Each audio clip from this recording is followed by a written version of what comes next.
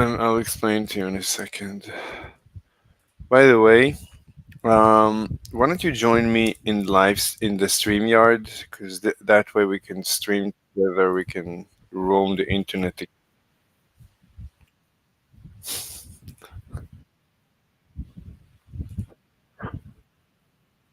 I'm just gonna pretend that I'm gonna swim with you. I understand. I completely understand. Because I just have to click on the thing, What? and like, because then I have to click on the link, and then it wants my name and it wants like, I'm like, no, go No, away. you can just put X. Put Mr. X. You don't have to say Yeah, anything you're who right. you are. I know. You can say the lovely Mr. X or the innovative. What do they call the Bigfoot? The inevitable Bigfoot? The innominable and indomitable Bigfoot? You think of the abominable snowman? Abominable? Abominable Yeah. is like an abomination? Yes, it's the abominable snowman. Hmm. Snowman? Yeah. Or Bigfoot? Bigfoot is a snowman? N- No, no, there's a different snowman called a Yeti.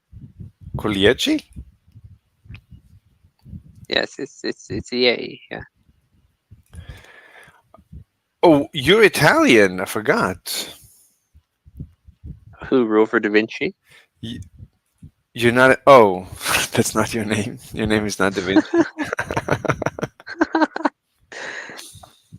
Yeah, the abominable snowman is like a snow version of Bigfoot. Oh.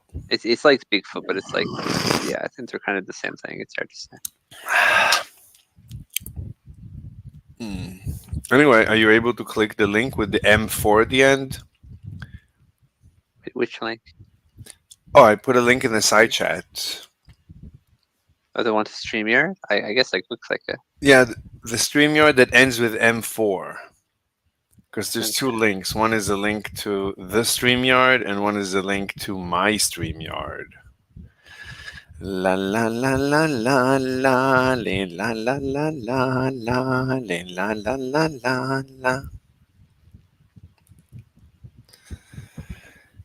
The problem with physics is that like I don't have a physicist to talk to. Like physics server banned me.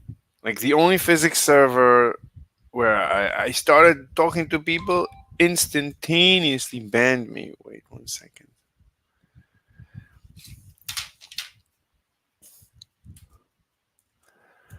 La la la la la la li la la la la la.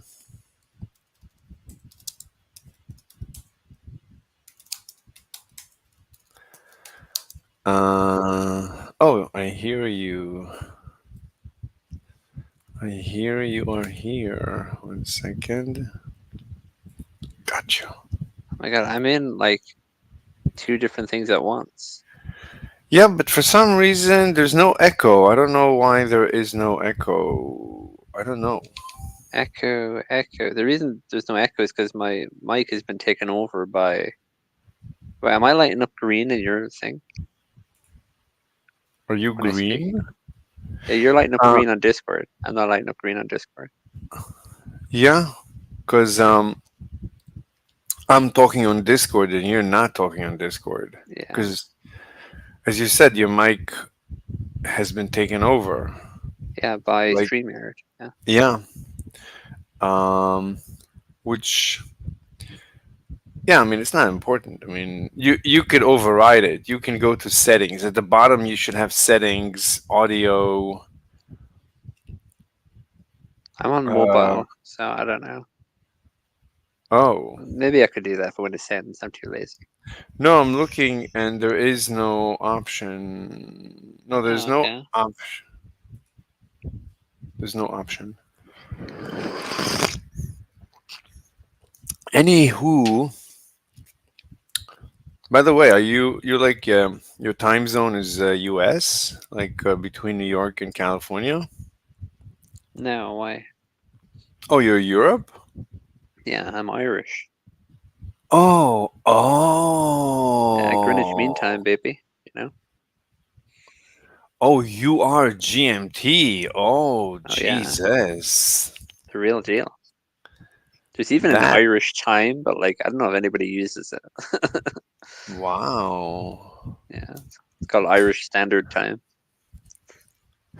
And do you have daylight savings and stuff? Yeah. Hmm. Hmm. All right, let's. So let me tell you about my Let's hear. ether theory. Okay. So my ether theory, let me see what's the best thing to share. I'll share this document with you, with everyone.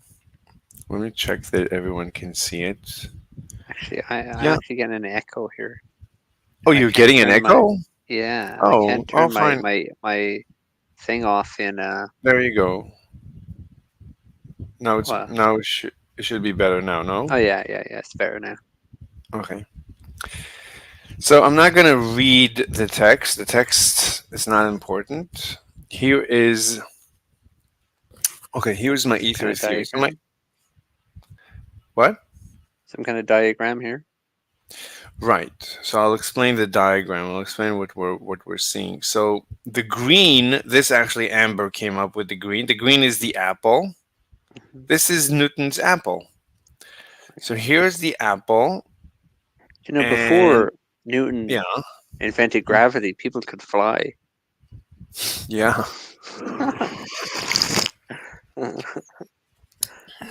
absolutely. So one second, let me just punch in my laptop. My laptop. So this is the apple, and the magenta color arrow. It's asking. You know what? Let me do this. So it says, why does the apple fall slash accelerate towards the earth slash ground? So this Oh, is wow. I didn't even know arrows could ask questions. I mean, this is like paradigm shifting right here. right. So this is figure one. In figure one, we learn about the apple. And the apple is falling towards the ground. And Hmm. this is how we demark ground Hmm. with the three lines. So the question is, why does the apple fall towards the ground? No one no one ever answered this question. Has this question ever bothered you? No. Uh-huh. Let me stress uh, how important this question is. So, Newton, if you think that gravity is mediated through the vacuum of space, then you need your head examined. That's more or less a quote. Let's find it. According to Newton's law, no.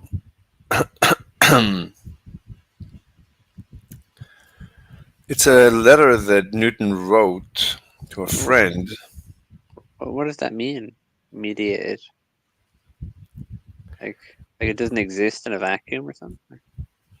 I mean, it's what Newton would call spooky action at a distance. Okay. Uh, the quote, if you think gravity is mediated through the suggested Newton understanding of gravity, blah, blah, blah. However, this critique overlooks. Wait, you're tired? No, it's yawning. Wow. Oh, it's boring. No, I just yawn all the time. I don't know why. I have a theory about yawning. Like, Oh yeah. yeah, like I think only mammals yawn. Yeah.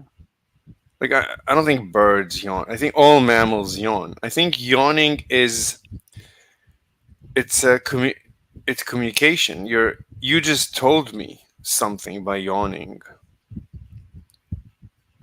I know I kind of yawn all the time, so I don't know. You yawn when you're alone, Yes.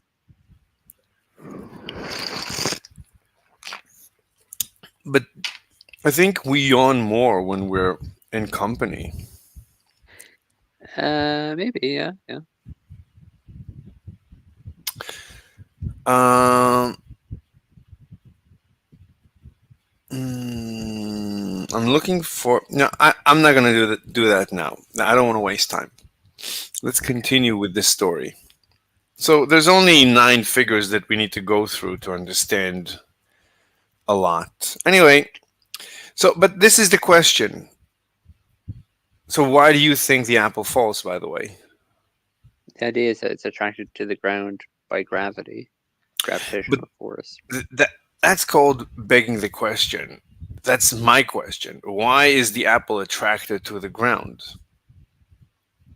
I don't know what you Just mean. There's a force attracting it to the ground. I mean, that's just how the universe that's works. yeah, but again, I would claim that that is begging the question. You're asking. You're not answering. I would still ask you the same. I think begging the question means you're still begging me to ask the same question or something like that. Like it's. I'm I just would ask saying, this.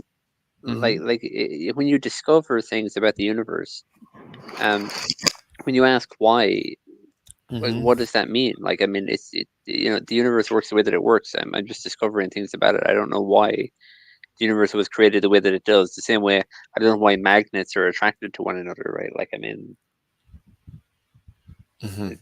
I can only observe what's happening. I can't tell you why that is the case. Because You know, that's a good point. So magnetism is mediated through photons. There are particles that mediate magnetism, exchange of photons, exchange of particles. Through the exchange of particles, magnets at least repel, and protons repel each other, and electrons repel each other. The attraction, I don't know exactly how they explain attraction, but certainly repulsion is mediated by it's called gauge theory, by mediating. This I think I can show you quickly. So that's a I good didn't know that point. actually. That's really interesting. Yeah, yeah, that's I didn't know, I didn't put it together, but now that you're saying it, it the argument is now even stronger because we do know. Let me show you electric force mediated via photons.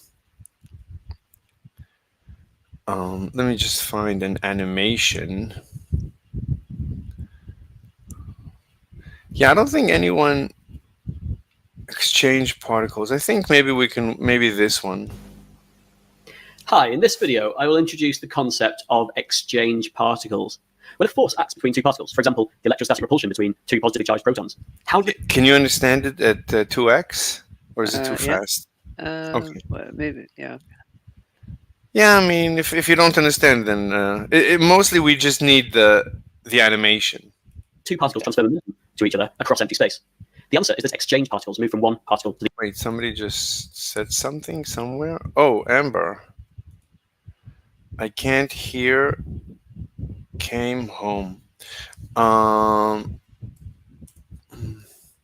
join us. Um, Yeah. Why are we on Rover. StreamYard instead of? Because I can't stream and share from Discord, Oh, and okay. like I can't. I've given it my best, and I couldn't get it to work. I see. I Impossible. see. Yeah, it's a nightmare. Anyway, I'm on StreamYard because I'm streaming. She says okay, but I can't hear. I can't talk. Oh, okay. Why can't you talk? Oh, she's with us. La la la la la la. Is that you? Oh, But she she can't said she talk. can't talk. Yeah. That's how we know it's her, because she doesn't respond. That's the ultimate test, you know. If she responded, it wouldn't really be her. It'd be an imposter. Right. It's very dangerous to let people on because people try. Oh, she's gone. Wait, what happened? She came in and she left. Something happened. Maybe she's gonna fix her mic. My husband's asleep. Oh, there you go. Oh, so we're making noise. We gotta play like some relaxing sleep music, you know, with like rain sounds and like ASMR. ASMR, Theory of Ether, with Mr. Slave. But you know that people use my channel for ASMR. I had no idea. It's the first I'm Oh, hearing of it. yeah. I have followers that's what they use it for. Cool. Because like sometimes I have like 5, 6, 7 hours of just talking, and it gets them to a whole night. Yeah. Your physics theory is so exciting it puts them to sleep, you know? Yeah, whatever, whatever it takes. I can't fall asleep to physics. I fall asleep to just usually I fall asleep to funny stuff. Like if it's funny, if it's I don't know, stand up, but anything funny like South Park, any comedy, good comedy puts me to sleep. Everything Cool. else wakes me up, especially physics. Physics wakes me up. Okay, let's continue. Let us continue. So we were watching this. Let's watch it. So we see two protons. Here's a proton, and here is a proton. Hmm. And we know that protons repel each other and they fly apart. And we're asking why or how does this happen? Let's hear what he says. to the other. Allow me to explain with an analogy. Imagine two people standing on skateboards. One of them throws a ball across to the other. Both the thrower and the catcher will move backwards as a result of this interaction. This is similar to how two like-charged particles repel each other. One of the particles will pass an exchange particle to the other, transferring momentum and causing them to move away from each other. In the case of the electromagnetic force, the exchange particle happens to be a photon. What about particles with opposite charges? These are brought together by the exchange of a photon. One way to imagine this is for our two people on skateboards to throw boomerangs at each other, resulting in them moving towards each other. We've already met that the electrostatic force is mediated by the photon as an exchange particle, but the weak nuclear and strong nuclear forces also have exchange particles. In the case of the weak nuclear force, the exchange particle can take the form of a W minus. It doesn't matter. The point is that as far as we know, all interactions between all fundamental particles are through something. It's not mediated through magic. It's mediated through an exchange particle. Like two skateboarders that throw a ball at each other. So this guy throws the guy on the left throws the ball to the right, so he's going to be repelled to the left. And when the guy on the right catches the ball, he's going to be also repelled to the right. So you can see how through an exchange of a particle, they can repel each other. Do you understand? Yeah. Fantastic.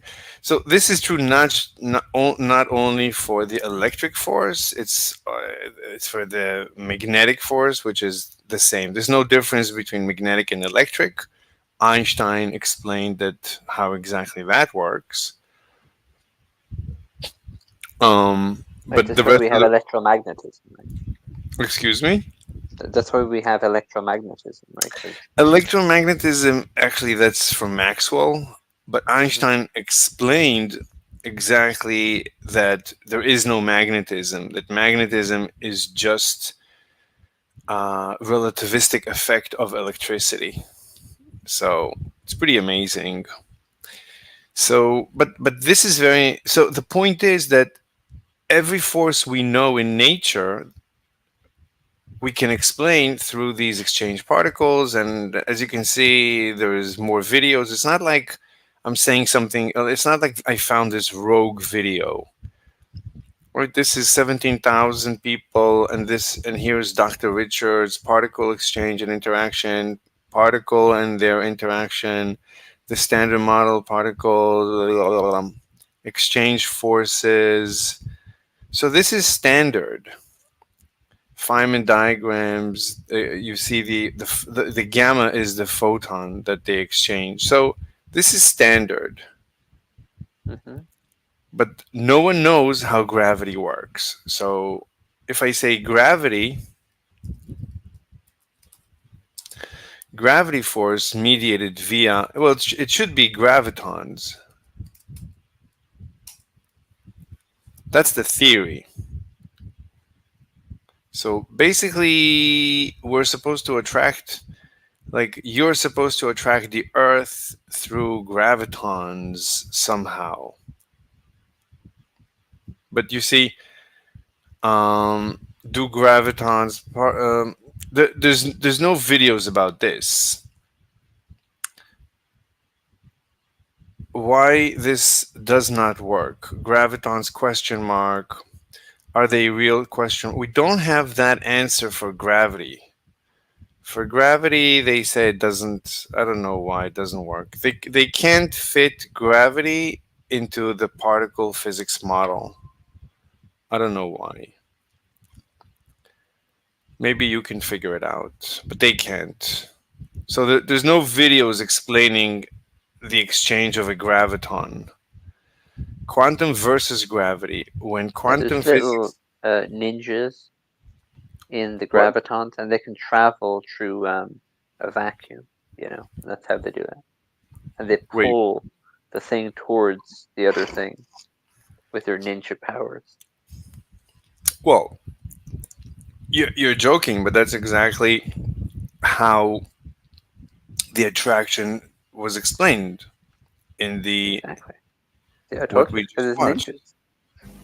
Hi, in this video, I will No, he said they throw a boomerang, which is basically a ninja star. Mhm. So you like you think you're joking, but that No, is. it adds more credence to my theory that it is ninjas. It's like Tiny he throws it ninjas. that way, and he hits it. It hits him in the back. It kills him. Yeah, yeah. So this proves, or this indicates that, like when we try to explain physical phenomena like physics, like as crazy as we try to be, we're actually very limited in how crazy we can be. There is no other explanation you can come up with. There is no other physical explanation to. I don't think there is another one. Like you just thought to be as crazy as possible, but you ended up being correct. Of course. So Ninja gravity theory. I'm coining no, but that. Yeah. so in gravity, right? This would, so the Earth basically would have to right now throw ninja stars at your head that are falling down. The Earth is throwing them around you, and they're falling on your head. That's how it would have to work. Hmm. Anyway, I have a similar. So actually, my gravity is very similar. It's very similar. Instead of ninjas, it's samurai, right? Not so much. I will show you. Anyway, so that was the question. So you could say the Earth is throwing ninja stars over the apple, and then they're hitting the apple in the back of the head. It could be like that. I have something similar, but I'll explain it. So here is my explanation. So this is the same diagram as before. As it's as difficult as it is to believe, it's the identical diagram. This is the Earth. You can't see the Earth because you know what? Let me make this. I can't see And the diagram for some reason. oh, I can only see. Oh, there. Sorry, I see it oh, now. I see it now. yeah. I always make that mistake. So let me just make this transparent because I want you to see that it's the same diagram. I'll move. You know what? I'll move Wait, wait. this. Is that line going across there? Is that the ground? Oh, good. I couldn't see the Right. demarcation lines, and I was Yeah, worried about my exactly. That's why navigation. I'm gonna move this like this and this like this. So it's much better now. Mhm. Maybe we'll make these thicker. 24. That's too much. Let's make them 8. Yep. Take lines, save lives.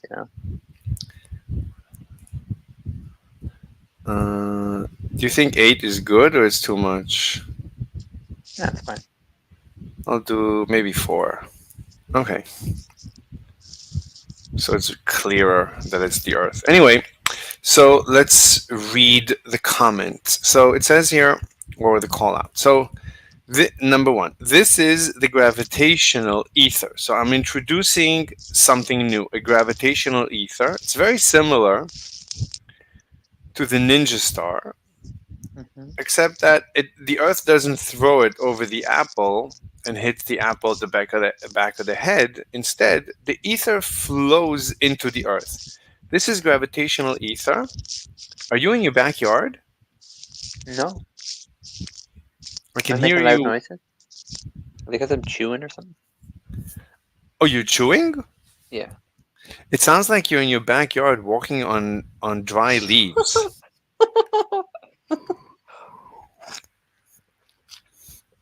Wait, where you live? Oh, you showed us last time where you live, didn't you? I don't even remember it. Was that you that you were walking in this old abandoned train station? No. What? Wasn't you? No, that wasn't me. Okay. Anyway, where you live, is there like, is it all green and mountainous? Well, it's not mountainous, but it's very green. Yeah. You live in Belfast? No. Is But Belfast beautiful? probably, yeah. Oh, you've never been there? No. Wait, what? You're Irish, you've never been to the capital of Ireland? I live in the Republic of Ireland, where the capital of the Republic of Ireland is Dublin. The capital of Northern Ireland is Belfast. I'm Oh, from down there's south. there's two Irelands? Yeah, it's divided in two. Yeah. Wait, like two governments, everything is separate? Yes. So which one is wealthy? The bottom one, the south one. The one that I'm in is wealthy. I see. Anyway, so this is my solution for what creates gravity. Hmm. It's fairly similar. It's just that um, there's this fluid that is flowing into the earth all the time, and we'll understand later how this can happen. So Can I this ask a is, question about it? yes, of course. So if it This flows is into the earth, does it just build up in the earth? That's a good question. The answer, we'll see the answer in the next slides.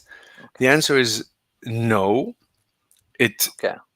it self annihilates upon impact. We'll Oh, wow. understand it. Yeah, there is, it's a complete story. My story is complete. I don't have any holes in my story. Good. So if the police catch me, I have an alibi. Nice. Anyway, so this is the gravitational ether. It is a fluid that flows into the ground slash earth. It's always flowing, forever flowing.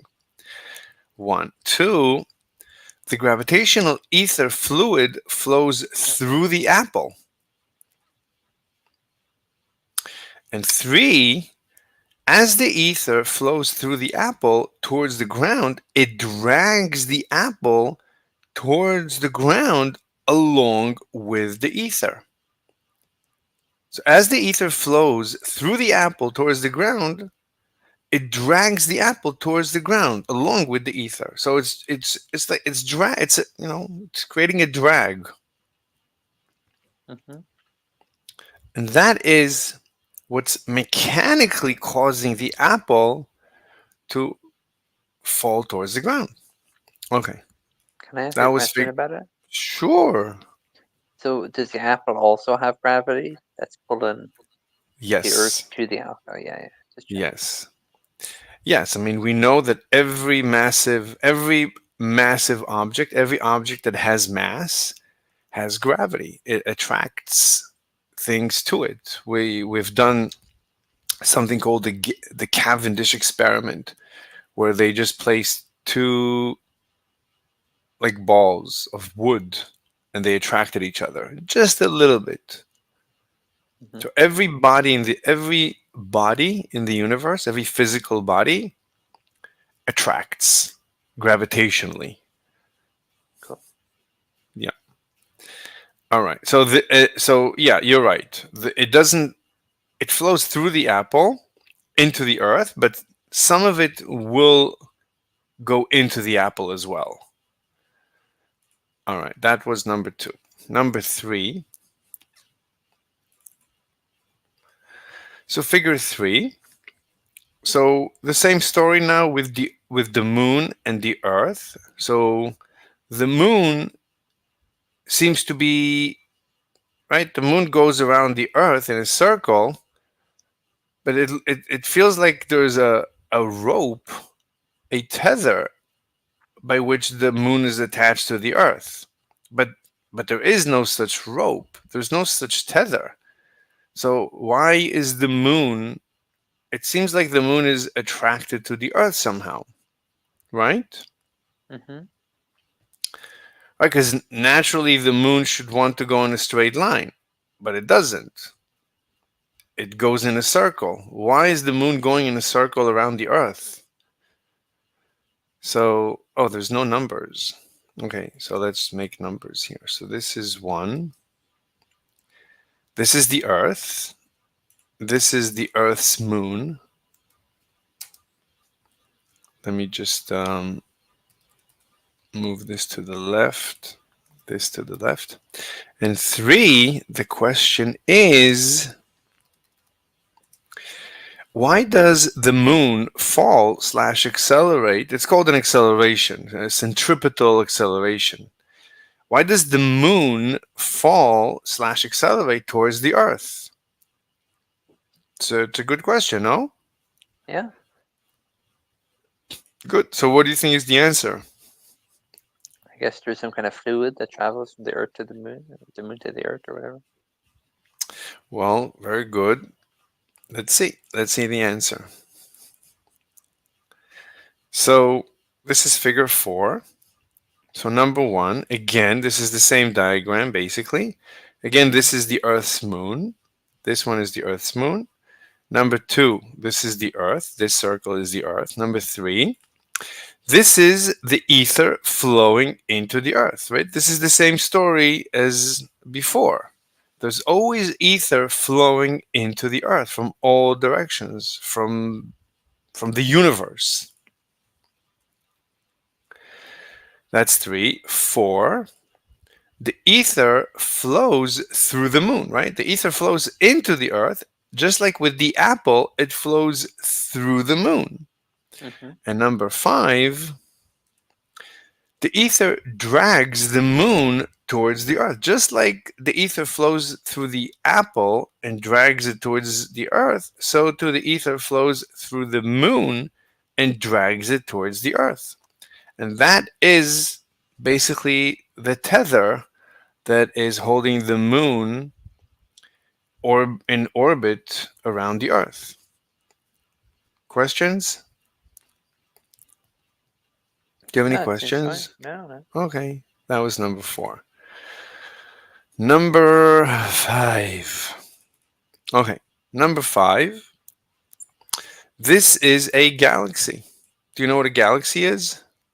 Guess it's like a cluster of like stars and planets and stuff, is that? Exactly, exactly. So our sun is a star, and there's about 1 trillion stars in the galaxy of the sun. It's called, do you know the name of our The galaxy? Milky Way.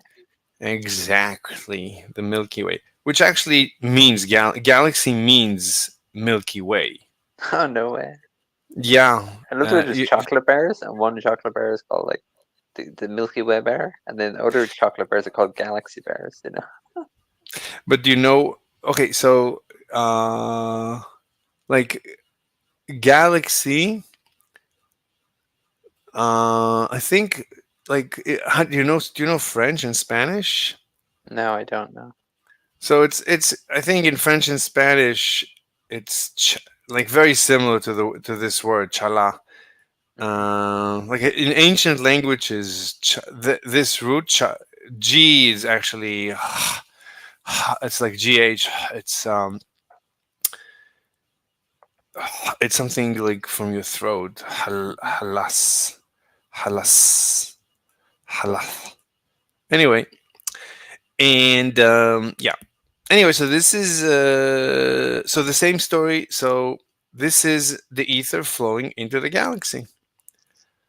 So there's a every galaxy. So there's a trillion galaxy. Okay. So there's our sun is one of trillion stars in the Milky Way, and the Milky Way is one of a trillion galaxies in the visible universe. So my claim is that what's holding each galaxy together, I should ask the question, what is holding the galaxy together? Again, it's the ether flowing and holding it together because the galaxy is spinning. So this is the ether flowing into the galaxy.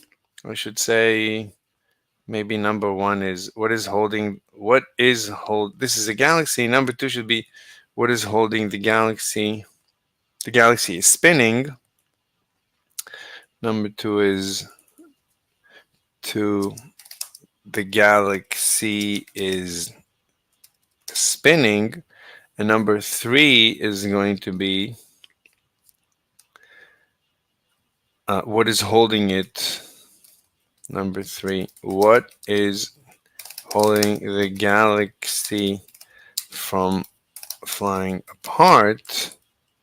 Well, the answer is gravity, but so the answer is gravity, but what's causing gravity? So let's do maybe number four. I'll So come can I back ask a later. question about the Yes, ether? of So course. the idea that gravity is made of gravitrons or something. What's the ether made up of? Is it made up of? Oh, very good. Very good. So it's a fluid. I guess it's made out of little particles, very, very small particles. I guess. I don't know. Okay, I know very little about the ether.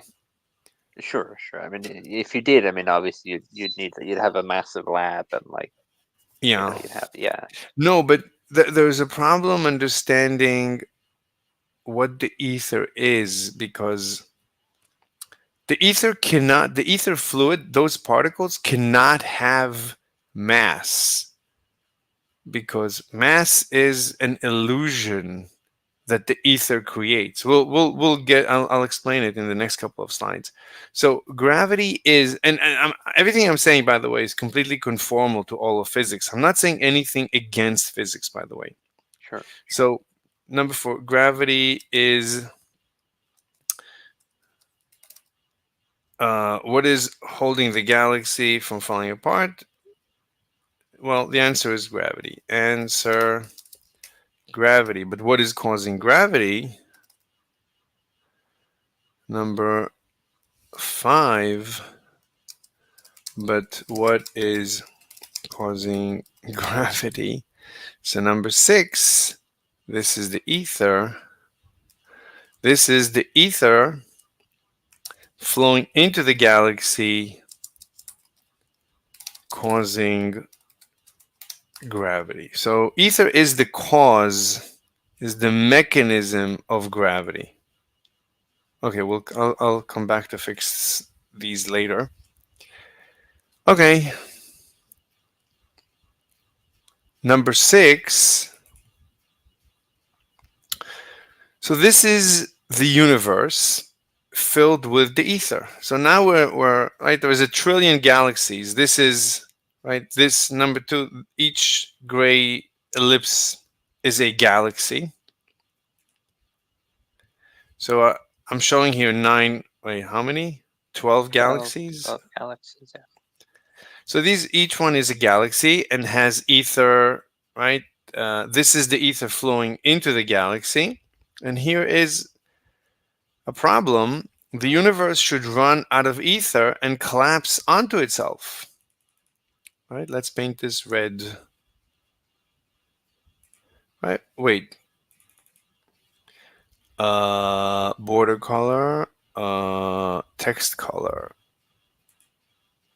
Wait, wait, you can't paint text red?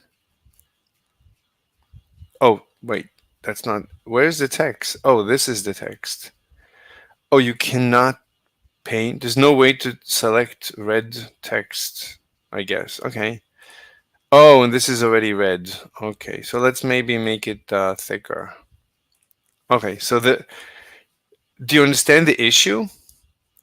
Yeah, if the ether kept flowing into it, like, yeah, everything would be like one big black hole, right? It would just kind of all Well, it's like it not would all exact.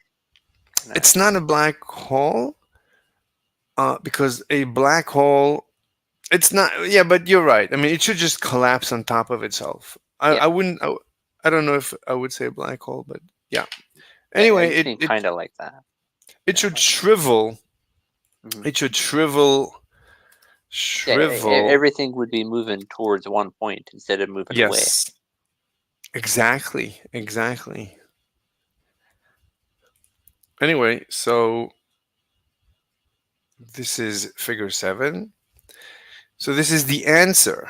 So number 1, I'm introducing something new here. This is dark energy. New ether is spontaneously being created. So in order to avoid the collapse of the universe, I have to always introduce new ether. So new ether is being spontaneously created everywhere, and it flows into galaxies, into the earth.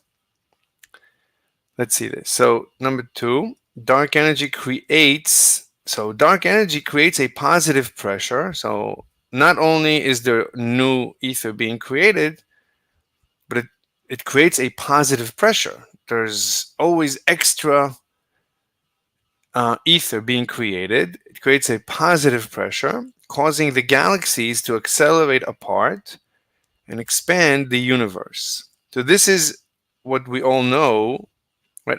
Right, I am not inventing dark energy. Dark energy exists, and everything it says here is what physics agrees with. I'm not saying something new. I'm just showing that it works perfectly with my model. Can I ask a question? So is Yes, dark energy like dark matter?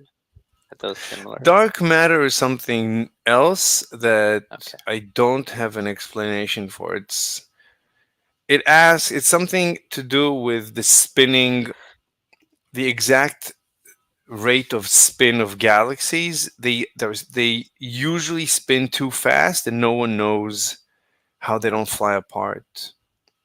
They don't obey Newtonian gravity. So everything I'm saying is within Newtonian gravity. But galaxies like spin too fast, and they're still not flying apart, and we don't know why. And I don't know why. My point here is that this is dark energy. New ether is spontaneously being created to avoid the collapse of the universe. And this is, I think, why Einstein created Einstein created basically dark energy for the same reason, because his theory predicts the collapse of the universe or something. I don't know. But anyway, we know that the universe is expanding. We know that it's accelerating its expansion, and we call this dark energy, and that's it. And now I'm using it for my model.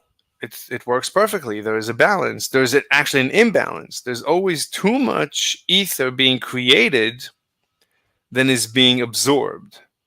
That's why the universe is flying apart. So far, so good. Yeah, there's some kind of asymmetry between the dark energy and the ether. Yeah. Right. But but do you see how everything fits what's known as the paradigm, the current physics paradigm? Like, I'm not saying anything that you've never heard before. Everything I'm saying If it's I'm not a perfect, big. I don't know that much about physics, but yeah, I mean, it seems to fit. Yeah. right? But you've heard rumors about dark energy. You've heard rumors about the expansion of the universe, the Yeah. Yeah. acceleration, right? So everything I'm saying is 100% within everything you know. That's my point. I'm not saying the Earth is flat. I'm not saying there's a conspiracy. I'm agreeing 100% with the current physics paradigm. Anyway, this is the last figure, figure 8.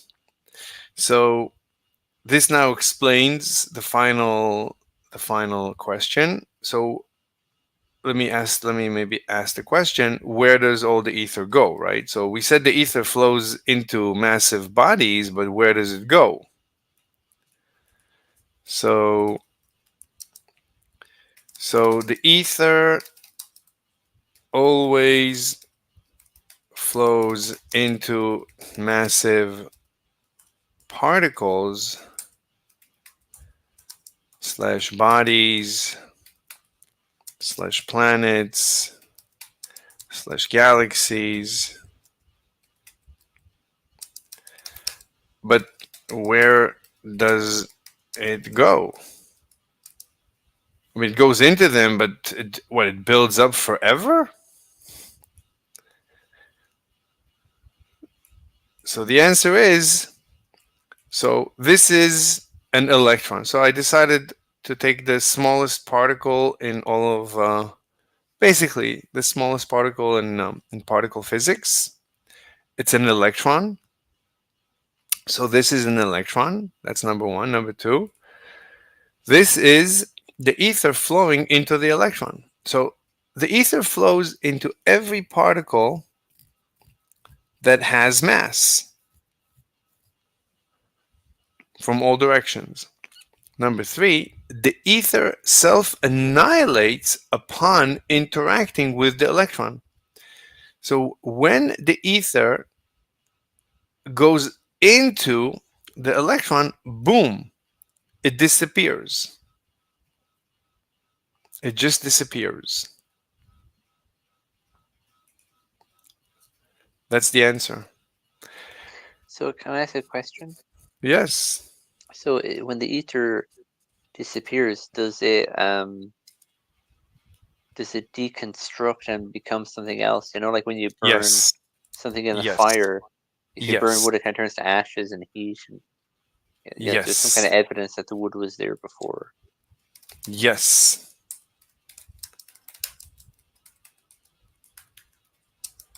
Yes.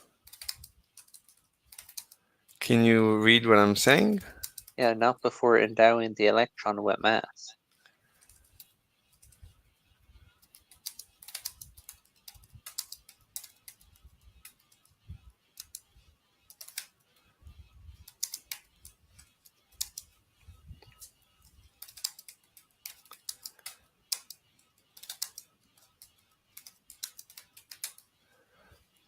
Yeah, it's a bunch of words. Maybe I'll have a separate diagram. Do you understand anything that it says? It says the ether has the Higgs mechanism built in. The ether is the quantum field. Yes. So, do you know anything about the Higgs mechanism? I don't know much about it. No, I just heard of the guy Higgs and how he Right. kind of had an idea of the Higgs boson particle or whatever. Right. And I think they said that they discovered something like that with Right. was it with the Large Hadron Collider, or was it another experiment? I don't recall. Yes. Yeah. So, the Higgs mechanism is the mechanism by which all elementary particles gain mass. So, all elementary particles are massless unless they interact with the Higgs. So, let's look up how do elementary particles gain mass via Higgs mechanism? So, how the Higgs mechanism gives things mass. This is PBS spacetime. The crazy mass giving mechanism of the Higgs field simplified. So again, I'm just showing you that this is absolutely complying. Everything I'm saying complies 100% with known physics. How do elementary particles get their mass? The Higgs mechanism. Um, what is the origin of all mass in the universe? Physics of symmetry breaking, chirality. Anyway, he doesn't say Higgs, but it's about the Higgs. Physics of the Higgs mechanism and particle mass.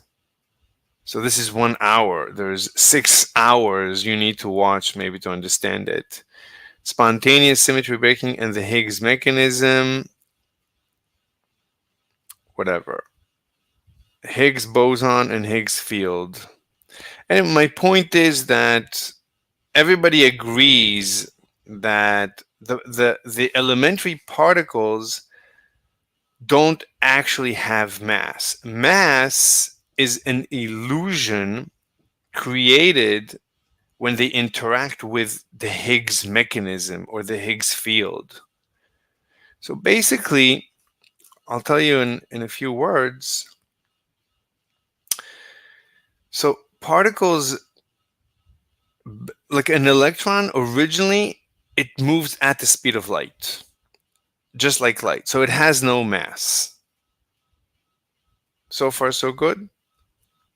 Sorry, the what has the same speed as light? Let's say an electron. So Sure. an electron originally, let's go back to my diagram. So an electron originally has no mass. Right. How does it gain mass? So in my story, this is how it gains mass. But according to physics, it's not exactly. It bounces back and forth, it vibrates back and forth in the Higgs. The Higgs shakes it back and forth. And when something vibrates, it gives us the illusion that it has mass. It's difficult. I mean, the electron has momentum before, but anyway, I don't really understand it, but that's basically the idea. Okay. Yeah. Cool. But so I'm not denying. I'm just saying, boom. But physicists know exactly the details of how it works. Sure. But but the field gives up its life at this point. It annihilates in order, and as you said, the leftover, the remnants of the annihilation is the mass of the particle. Anyway, so I think this is the last image. Oh no, this is the last one. Okay, let's go to the next one. So number one, upon the ether self-annihilation, an ether vacuum is created. So now there is a vacuum here. This is the ether. The dark blue is always the ether. So there's always everywhere ether, but now suddenly, for the first time, we have a place where there is no ether. There's no ether here. This is now a low ether pressure zone. So we mentioned that there's always a positive pressure of ether because of dark energy everywhere in the universe. Right now, all around you, there is spontaneous ether being created, and there's a positive pressure all around you of ether. But inside the electron, inside every elementary particle that interacts with the ether, there is always a vacuum. There's always a low ether pressure zone. Number three, here is a normal high ether pressure zone, right? Everywhere else, there is a normal high pressure of ether. But inside every particle, there is a vacuum.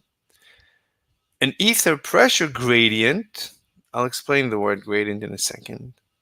Anyway, gradient just means like a gradual change. So Sure. here there is high pressure Yeah. and here there is low pressure. So Yeah. between these two places, it's called a pressure gradient. It's like it's like when you go down the stairs. That's called a gradient.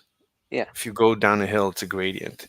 So like the word gradual. So an ether pressure gradient forms from high to low pressure.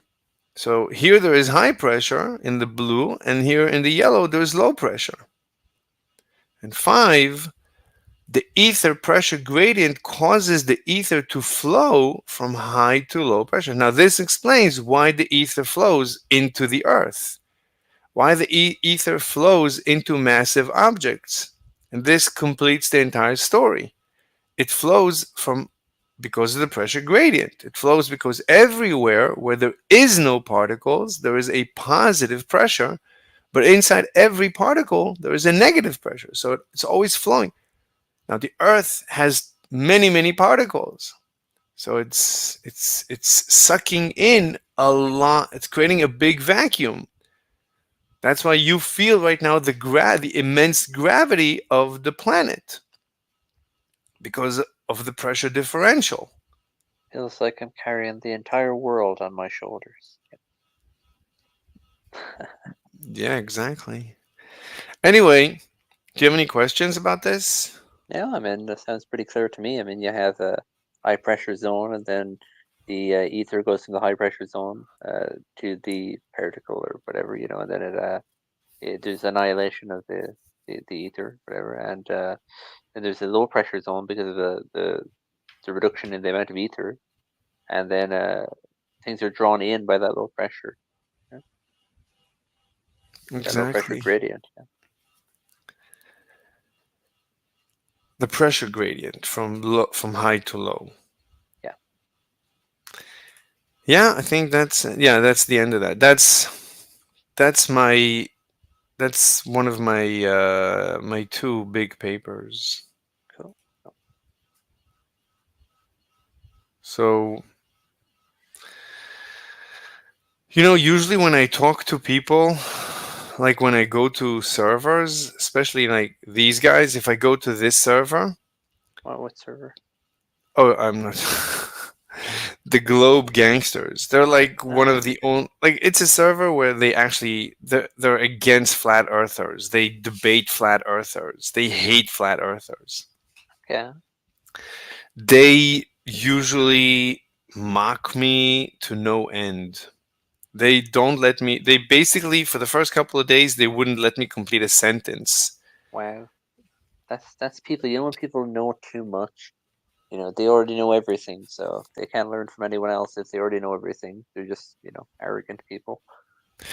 Yeah, it's very sad. It's very sad because they actually know. Some of them really know a lot of physics, but Hmm.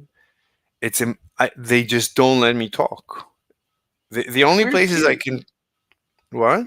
It's weird too because even when you talk to someone you think is wrong, even if they are wrong, like they still give you ideas on how to think about other things, and you never know where you're going to get a good idea. So it's really weird that they're so like arrogant and annoying, and You cannot imagine. You just cannot imagine what they put me through.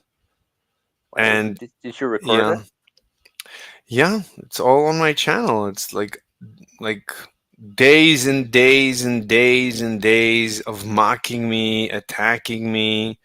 If they let me talk for a couple of seconds, they silence me, they mute me. No, they hate me. Like Wow. you can see some of the comments. Um, this is the server owner, so you can see. So let me see. So in the beginning, he was very inviting. Hmm. Um,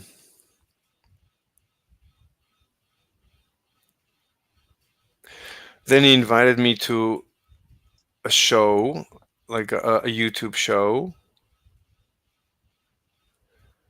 Let me see. I don't know if you'll be able to see how painful this experience was.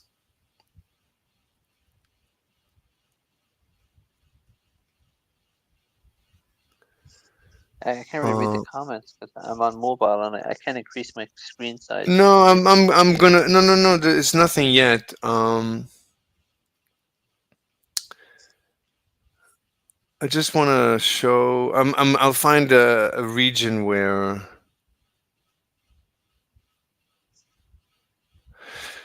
I mean, at this point, I left the server, and then I asked to come back. Um,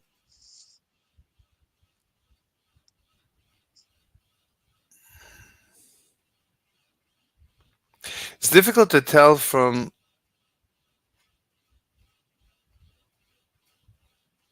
Yeah, it's difficult to tell from what he writes how painful of an experience.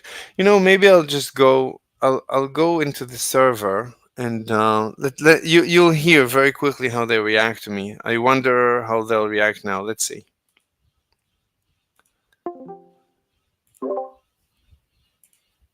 Like down to 0.3 psi pressure difference to create strong hurricanes. But I mean, at top of Mount Everest, the pressure is almost 10 psi lower than at sea level, over 8,000 meters. Why doesn't the air rush up there? That gives him a bit of a problem to explain as well.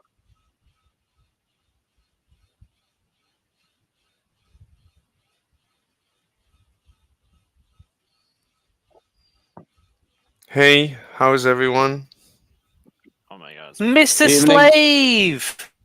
Hey, what's up? it's my favorite person of all time. Oh, yes. I just gave a presentation about my ether theory. At Stanford, yeah, everyone. All Ah, good. No, I gave it to someone who like doesn't know. It was not like a physics buff. And I think and if they like believe it, that's the merit of your argument. You're like somebody who doesn't know anything agreed with me. I mean it's not that they don't know anything. They like nothing. Well, I just told them that nothing I say contradicts like mainstream physics. Like everything I but meant. how would they know how would they know unless they know the mainstream physics you're talking about? Right, but they know the universe is expanding. They know the universe is accelerating the expansion. They've heard the words dark energy. They know what an electron is. That's well, yeah. Well, I was thinking of a bit more specific about that. Yeah. What do you mean? Do they know that? Do they know the let's say different laws, calculations, so on and so forth? Wait, what law? Or did you put forward any calculations supporting your claim, or did you just use mainstream science and claim it's ether? I don't Hey, I didn't present like I didn't present any calculations. No. Do you have any? Do I have any? I sure. I mean, I have calculations as part of my model. Sure. Okay, good. hey, Mr. Slave, I remember you. You was asking me about what was it? Physics? Mm, Wasn't that you, bro? yeah, You yeah, was asking me yesterday about physics. Hmm? yeah. Wait, Stefan, Yeah, you was asking me. Stefan, you're making noise. Yeah. Oh, not me. Anyway, does anybody want to talk about my ether theory? Does anybody want to find contradictions? Gamma does. No. Me and Gamma had What's a No, what's the not ether really. theory? what?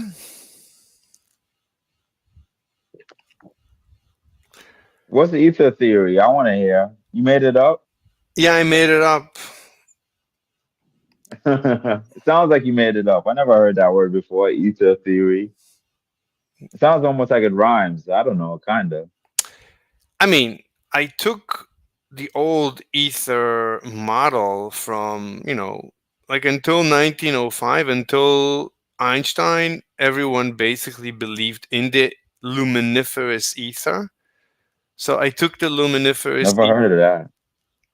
Yeah, it was very Hmm. popular before Einstein. Did And they Oh, ever find the luminous ether? did they ever find the luminiferous ether? Yeah. Did they detect it? yeah. Yeah, Uh, right. 1900. They had nothing. They had nothing back then. No kind of computers, nothing. How they find that? Hmm. as far as I know, when they tried to detect the velocity of the ether, they got nothing. Yep. Yeah, they had no Funny. technology. Well, maybe ether is not there as they thought it was. Maybe. Hmm. They didn't have the tech yet. They didn't Yeah. have the tech So yet. no, Hmm. no, they haven't detected it yet. But the question Maybe is, nowadays they can find it. but the So it's question, basically still a hypothesis, isn't it? I mean, for me, I mean, I think I I think the ether model is very good to explain. Yeah, but it's a hypothesis. As long as you don't know or have absolutely no valid evidence for ether, luminous or ether to even exist, The it problem doesn't matter how you Oh. make your model. I'll tell you the problem. I could use pixie fart and claim it was that, and claim it was the same thing. Wh- Wait, what? Why are you talking like that?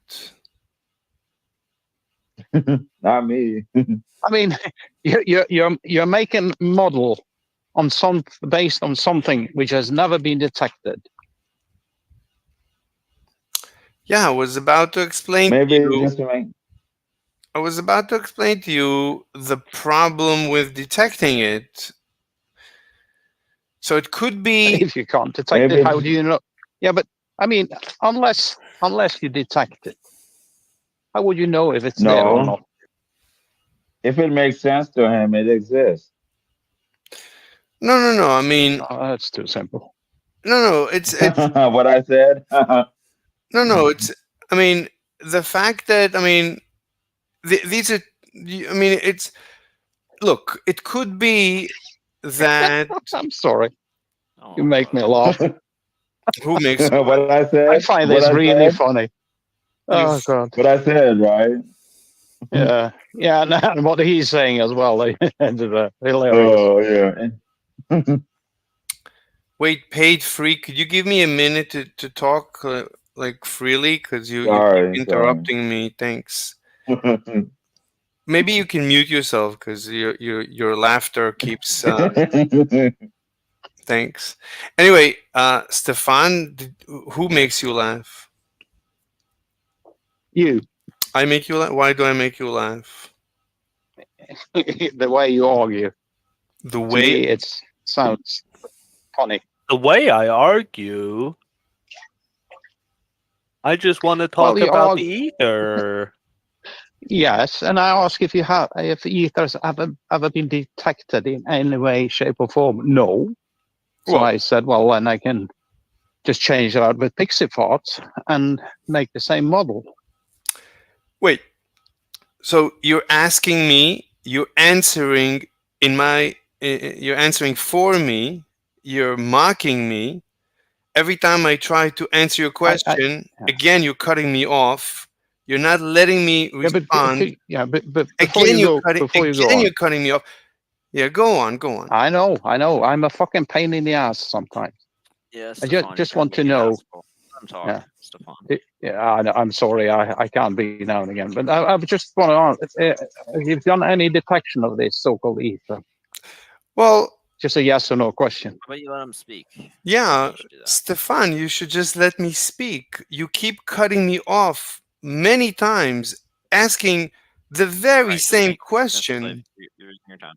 Just go on. No, I mean, look, one of the reasons There's no I'm point here. bellyaching. You're getting your time. Just talk about what you want to talk about. No.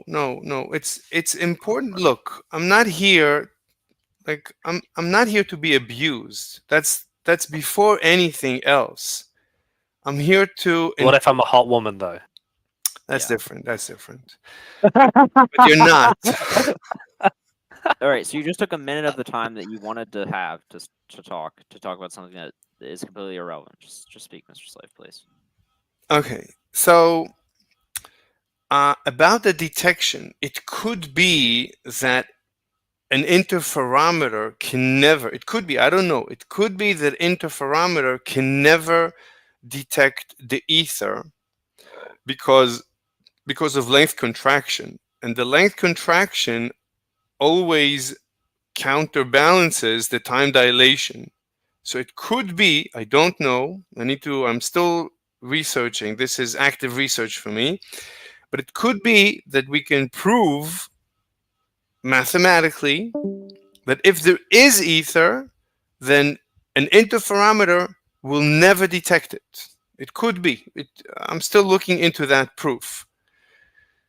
So I don't So know. where you were talking about Lorentz contraction, where do you think that happens?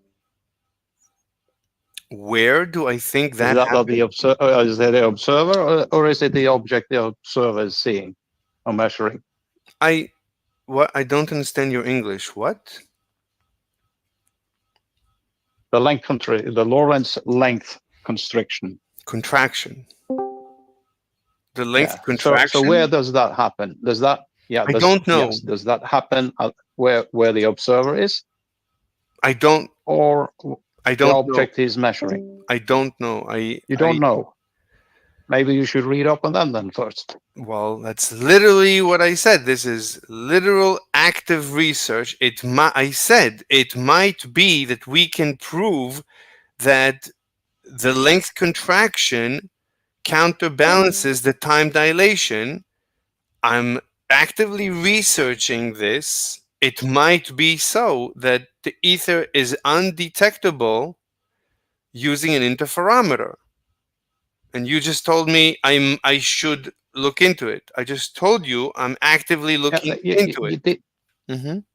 Yeah, you mentioned length constriction, yes. Contraction, yeah. Hmm. Yeah. So if I do a measurement Hmm. using a tool, I measure something. Do you think that it's the tool that is contracting?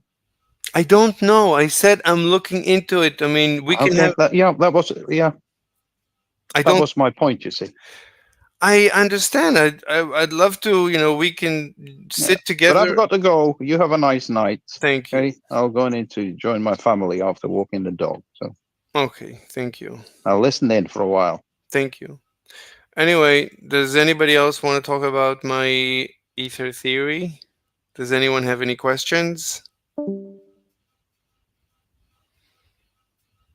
Okay. I'm gonna leave. Anyway, that went well. That went extremely well. Yeah, that wasn't too bad. It I'm wasn't too enjoying bad. the chat when you were gone, the Discord chat. I couldn't respond because my mic is being used by StreamYard. It might have been Zorro, or it might have been someone else. But look, right now there's very few people, so it was basically one-on-one. Gamma that I've brought that I had a long conversation with Gamma and he asked me questions. So Gamma was protecting me. That didn't have in the beginning. Gamma was like my worst enemy.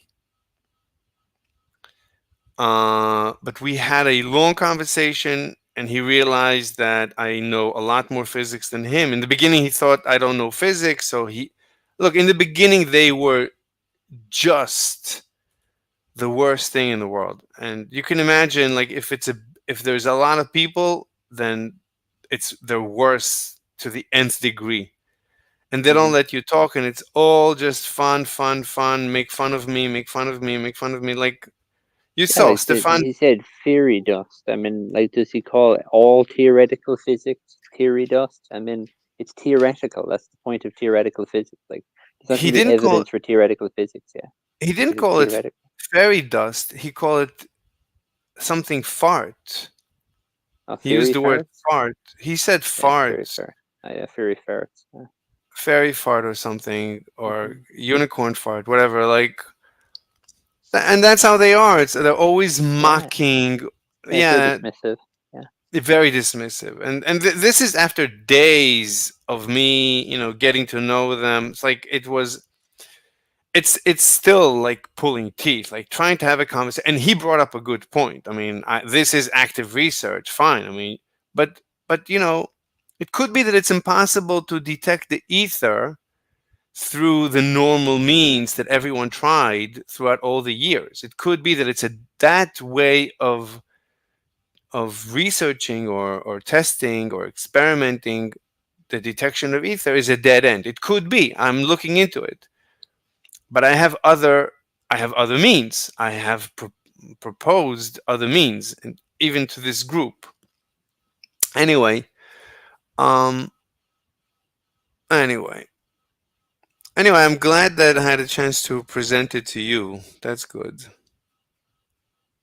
But I'm still not sure that I'm right. I mean, it's a nice model. Wait 1 second. I have messages. Uh, isn't ether theoretical? Why would there be evidence for or against it? Oh, that's you. You wrote 10 minutes ago. Oh, it's just fairy farts. And I said, like, why would there be evidence Oh, for or against it if it's theoretical, right? Like, I mean, why is he? You're just putting forward it's like a conjecture or whatever. You know what I mean? You're just kind of speculating here. You're just kind of putting some ideas out there. Like, what's wrong with that? right. But their claim is until 1905, everyone believed in the ether and they were looking for it. And even after 1905, they kept looking for it, but they were never able to find it. So there's ways to check if there is ether. Basically, you use a tool called an interferometer. Let me show you an interferometer, or how to look for the ether. Shimmer?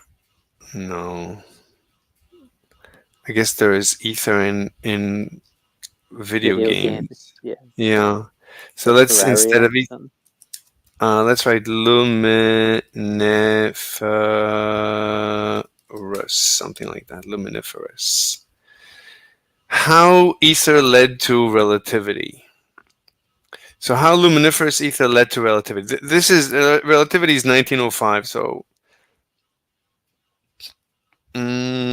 light and the luminiferous ether, special relativity, physics, the luminiferous ether, mystery of the luminiferous ether, luminiferous ether. Ever wonder why? Does the ether exist? What is, let me, Empty space is a vacuum. And we know that light reaches us from empty space. The moon is in space, the sun is in space, the stars are out in space, and there's a vacuum between us. So it was hypothesized that no, there's not air out there. There's got to be something, some substance, some medium. no, that's an incorrect. So Young discovered, there was a guy named Young. That's not the correct argument for the Empty space. luminiferous ether. If a Everyone. The luminiferous ether.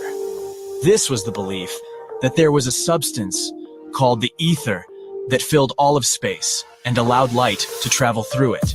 This theory was disproven in the late 19th and early 20th centuries by the Michelson-Morley experiment, which showed that there was no ether.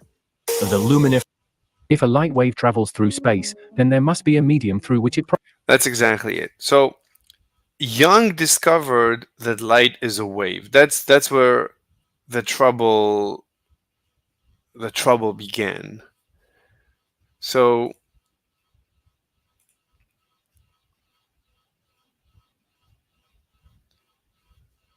well, let me ask you a question. What do you think light is? I don't know. Is it like photons or something? I have no idea. So there's two options.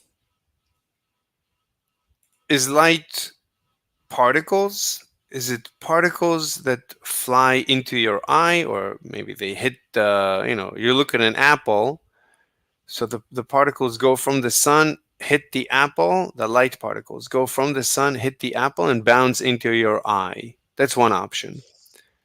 Another option is that light is a wave.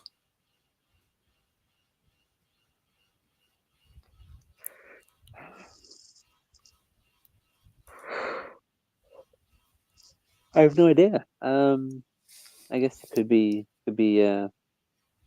its own thing that has like properties that are very similar, very wave-like and very particle-like. I honestly don't know. Right. So I could say nobody knows. I feel that I know, but let me try. Okay, let's ask, what is light? What is light? This is kurz gesagt in a nutshell. Let's see what they say. Light is the connection between us and the universe. Through light, we can experience distant stars and look back at the beginning of existence itself. But what is light?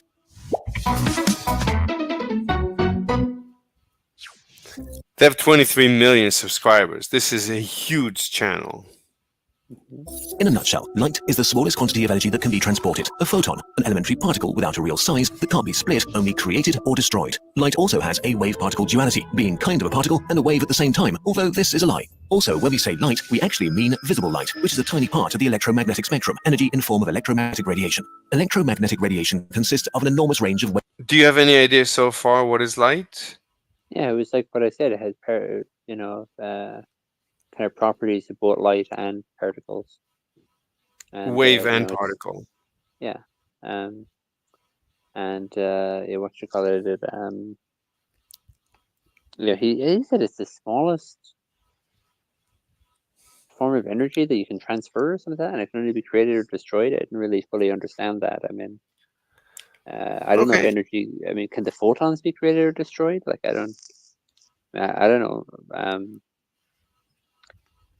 If it's the smallest form of energy, I don't know how you would destroy it. I thought energy couldn't be destroyed, so I don't know what they were trying to say there. Well, you're in good company. Einstein wrote, I still don't know what a photon is. Like, he invented the photon. He doesn't know what a photon is. He never realized what light is. I don't think anyone has, a complete understanding of what light is. But let's listen to what Kurz gesagt. Yeah. Wavelengths and frequencies. Gamma rays have the smallest wavelengths because they're the highest energy photons, but most gamma rays are just under 10 picometers, which is still way smaller than a hydrogen atom. For reference, a hydrogen atom compared to a cent is about as big as a cent compared to the moon. Visible light is in the middle of the spectrum, in the range of about 400 nanometers to 700 nanometers, about the size of bacteria. On the other end of the spectrum, radio waves can be up to 100 kilometers in diameter, while the biggest wavelengths we know exist can span from 10,000 kilometers to a baffling 100,000 kilometers, way larger than Earth. From a physics standpoint, all these different waves are the same. They all have the wave-particle duality and travel at c, the speed of light, just at different frequencies. So what makes visible light special then? Well, absolutely nothing. We just happen to have evolved eyes that are good at registering exactly this part of the electromagnetic spectrum. This is not a complete coincidence, though. Visible light is the only set of electromagnetic radiation that propagates well in water, which happens to be where most eyes first evolved millions of years ago. That was a smart move because light not only interacts with matter, it's also altered by it and can be used to gather information about the world around us with almost no delay, which is arguably really helpful for survival. Okay, where does light come from? A vast range of electromagnetic waves are created when atoms or molecules drop from a higher state of energy to a lower one. They lose energy and emit it in the form of radiation. At the microscopic level, visible light is created when an electron within an atom, that is, in an excited state, drops to a lower energy state and loses this excess energy. The same way incoming light can elevate an electron to a higher state of energy by being absorbed by it. Macroscopically, the moving charge of the electron creates an oscillating magnet field, which creates an oscillating electric field perpendicular to it. These two fields move themselves through space, transferring energy from one place to another, carrying information about its place of creation with it. Why, of all the things in the universe, is light the fastest thing there is? Let's change the question. What is the fastest way to travel through space in the universe? It's c, exactly 299,792,458 meters per second in a vacuum, 1 billion kilometers per hour. Electromagnetic radiation just happens to move this fast. Any particle that has no mass travels at c, without acceleration or any in between. The light that's being released from a candle does not speed up until it reaches light speed. At the very instant of its creation, its speed is c. So why is c, or the speed of light, finite then? Well, nobody knows. Our universe is just built this way. We don't have a smart answer here. So light is a part of a spectrum, an elementary particle that also behaves like a wave, propelled by two perpendicular fields traveling at the speed limit of the universe. Okay, that's nice and all, but what about all the crazy stuff about traveling at the speed of light and time, the twin paradox, quantum stuff, and things like that? We have to save them for another video. For now, let's just be happy that we evolved eyes that pick up waves of information permeating the universe, making us see things that help us to put our existence. Okay, so how do you feel about light? Do you have like do you have questions? What is light? I mean, I don't know what to ask about it really. I mean, you just said that it's a particle that has wave and particle properties, and that it travels at speed c, which is like I don't remember. I don't remember the exact. It was like 3 to the power of like fucking 10, 3 multiplied by 10 to the power of 8 or some shit like that. Meters per second or something. And it's propelled by the electromagnetic spectrum. It's propelled by the electromagnetic spectrum? What? That's what said in the video. I mean, it's part of. It is the the electromagnetic spectrum. I mean, light is electromagnetic. What we. Yeah, no, I don't know much about it. It's just what it said in the video. So, the question is, if light is a wave, so they said it's both a particle and a wave, but I would say that there is no evidence that it's a particle. There's only evidence that it's a wave. The evidence that it's a wave is overwhelming. Like if we take this video from Dr. Physics. Hello, today we begin a new series on electromagnetic radiation, which will cover what is light, Poynting vector, Fresnel equations, polarization, electromagnetic waves on metal, and waveguides. Today we begin with what is light. The starting point and basis of all these videos will be Maxwell's equations, and here they are. Those are the 4 Maxwell equations which we derived in the video on Maxwell equations, which you can find in the playlist on So Maxwell just describes E is electricity, B is magnetism, and that's basically it. This is the interaction between electricity and magnetism. But it's just what you know from electricity. Like you know that in the winter, you touch a doorknob, you get zapped. That's E. And you know that you have magnets on your fridge. That's B.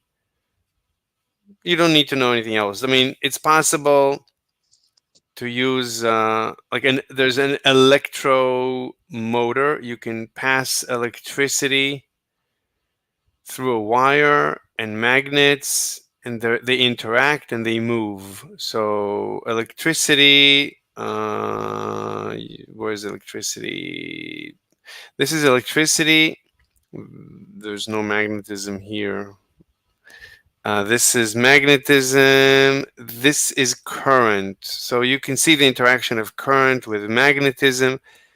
It's a summary of what we know of the again the magnets on the fridge, and that you get zapped when you touch a doorknob in the winter, and the interaction between them. Okay. Electricity and magnetism. And if you're uncertain about what these mean, you may want to look at that video first. because these really are the foundation of everything we will need in electromagnetic radiation. These four equations are what I call the integral form of Maxwell's equations because each of the equations has an integral sign at the beginning. We can use two theorems to convert these into what are called the differential form. So let's look at the two theorems. They are the divergence theorem and Stokes theorem. Yeah, this is going to kill you. Let me see. It's going to kill me. This is just the same equations in another form. Nobody cares. What he's trying to do here is he's using these equations, what we know about electricity and magnetism, everything we know, what he's trying to do here. Well, that's all the kind of mathematics we're going to need, and Maxwell's equations in particular. Now we're going to consider a wave. And typically the way we represent a wave, this is a wave. So what he wants to do is he wants to show that the way we describe a wave, that this is a mathematical description of a wave, nothing weird, I mean, nothing interesting, it's just a wave. But what he's going to show, by the way, I've never seen this video before. I'm just assuming that he's going to show blah, blah, blah, blah, blah, blah, blah. That's what he wants. He wants to show he derived some form of a wave equation to the second derivative of the wave function with respect to distance. This is just any wave. It doesn't matter. This could describe a water wave, anything that waves, a pendulum that moves back and forth. You can also see it as a wave, sound waves.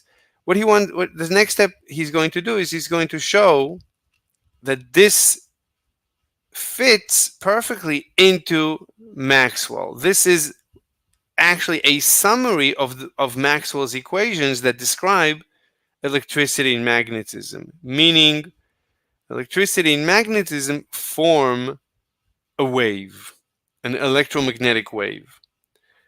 And when they form an electromagnetic wave, the velocity is going to be the speed of light, which means electromagnetic waves are light. Light is an electromagnetic wave.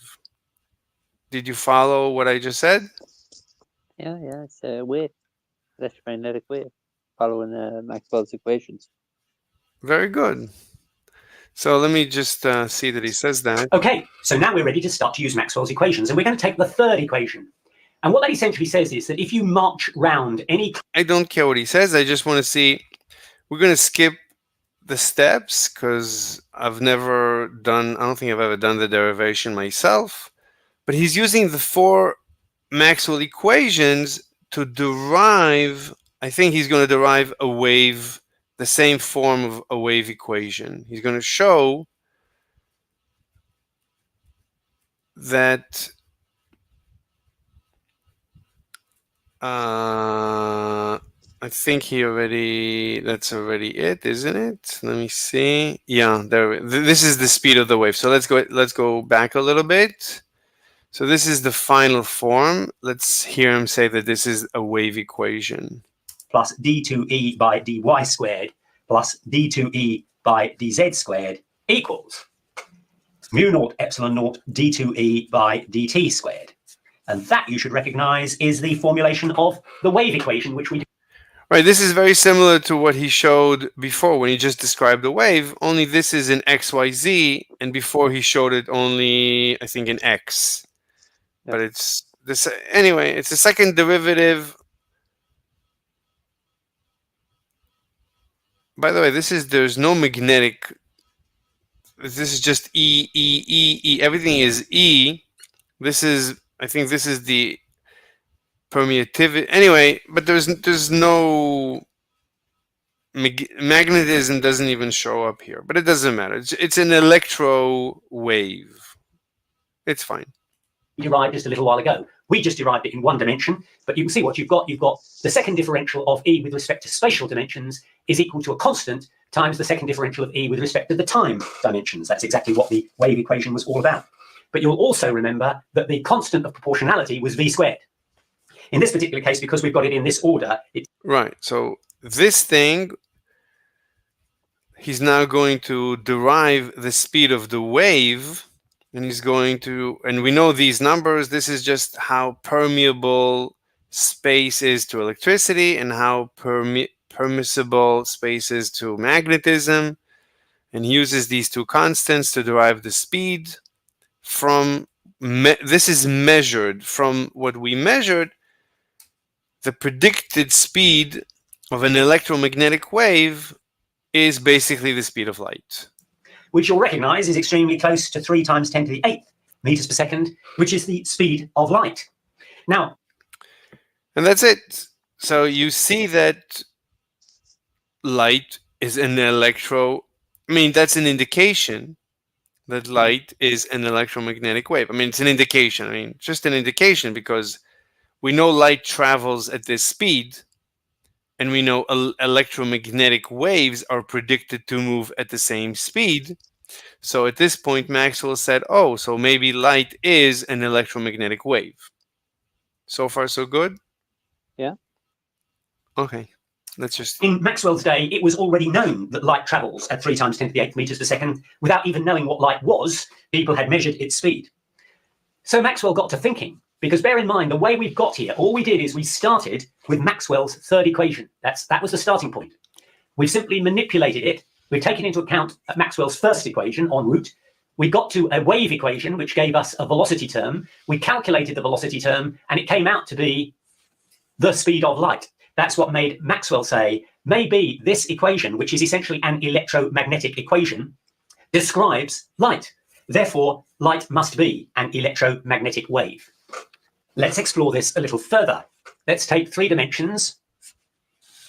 This is the X dimension, this is the Y dimension, and this is the Z dimension. And we're going to have a wave which oscillates in the X direction and travels in the Z direction. So this wave is traveling in this direction along the Z axis, but it is oscillating in the X component. There is no... I don't know what he's going to say. Let's see where he gets to. Because I don't think he has any more evidence that light is an electromagnetic wave. Minus dEy by dZ in the X direction, Y direction. Those are the only 2 terms that has no value because there's no variation in those directions. In the X direction, it's not one term. And it's a term which is equal to, and that term is in the Y. We're talking is the Z Y direction. With respect to Z, you bring the K out on this side, cosine of Y direction. With respect to time, minus B. With respect to time, the cosine time. I don't know what his conclusion is going to be. E in Y direction. That is simply, that's just electric field direction. And the relationship between the two is 1 over C. In other words, the B term is 1 over C. B is the magnetism. E is the electricity. Times the E term. C times smaller, if you like. The B term is C times smaller. Minus sine in phase in the X or oscillation of the B oscillating in the traveling Y oscillating direction E field. This is phase with the E field, where the B field, you just showed an E field is dominant with a very, very small associated. Yeah, I don't see the point. Anyway, the point is that... Okay. I think the next thing we should look at is the Young experiment that proves that light is a wave. I think that's more important. So, Young experiment, light is a wave.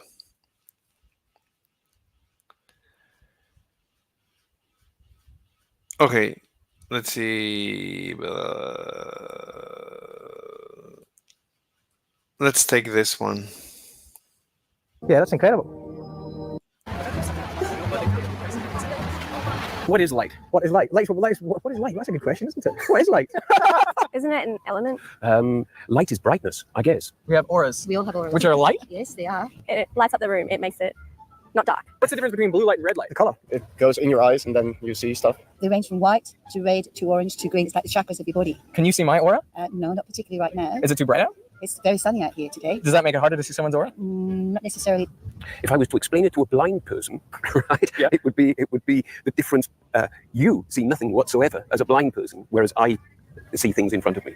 To be fair, the question of what light is not an easy one. For centuries, the greatest minds in science debated this issue. In the late 1600s, Newton proposed that light was a stream of particles, or corpuscles. He proposed this in his treatise Optics. But at the same time, a Dutch physicist named Huygens proposed that light was a wave. And this debate raged on until it was settled by the experiment I've recreated today, Thomas Young's double-slit experiment. To make sure I got the experiment right, I went to the original source. With the help of Brady Heron, I managed to get into the vault underneath the Royal Society in London. There, I found Thomas Young's handwritten notes from 1803. I brought into the sunbeam a silicone card, about 1/30th of an inch in breadth, and observed its shadow, either on the wall or on other cards held at different distances. Besides the fringes of colors on each side of the shadow itself was divided by similar parallel fringes of smaller dimensions. This is an experiment so simple that you can make it at home, and yet so fiddly that I've never seen it before done with sunlight. I was thinking about doing it in a box, like a fridge box. And you can take it out on the street. Taking it out on the street. Could I possibly interview you guys for about a minute? We're doing a science experiment. I have here is an empty box, and this is a little eyepiece where we can look in, and this is a hole. And I'm going to place this slide above that hole. And if you look closely, you'll see that there's two openings, very narrow openings side by side. It's a double slit. Now, before we have a look, we need to tilt it towards the sun a little bit. So we want the sun to hit this double slit directly. What are we going to see on the bottom? Well, obviously, you think you're going to see two lines. Two lines on the bottom of the box. Two bright bands. Two little lines. Yeah. I think it'll be one line for two. I can expect the whole box it up. That'll probably be a kaleidoscope of some sort. A bunch of colors. Probably, yeah. Rainbow, different colors. There, have a look. You expected to see kind of one line.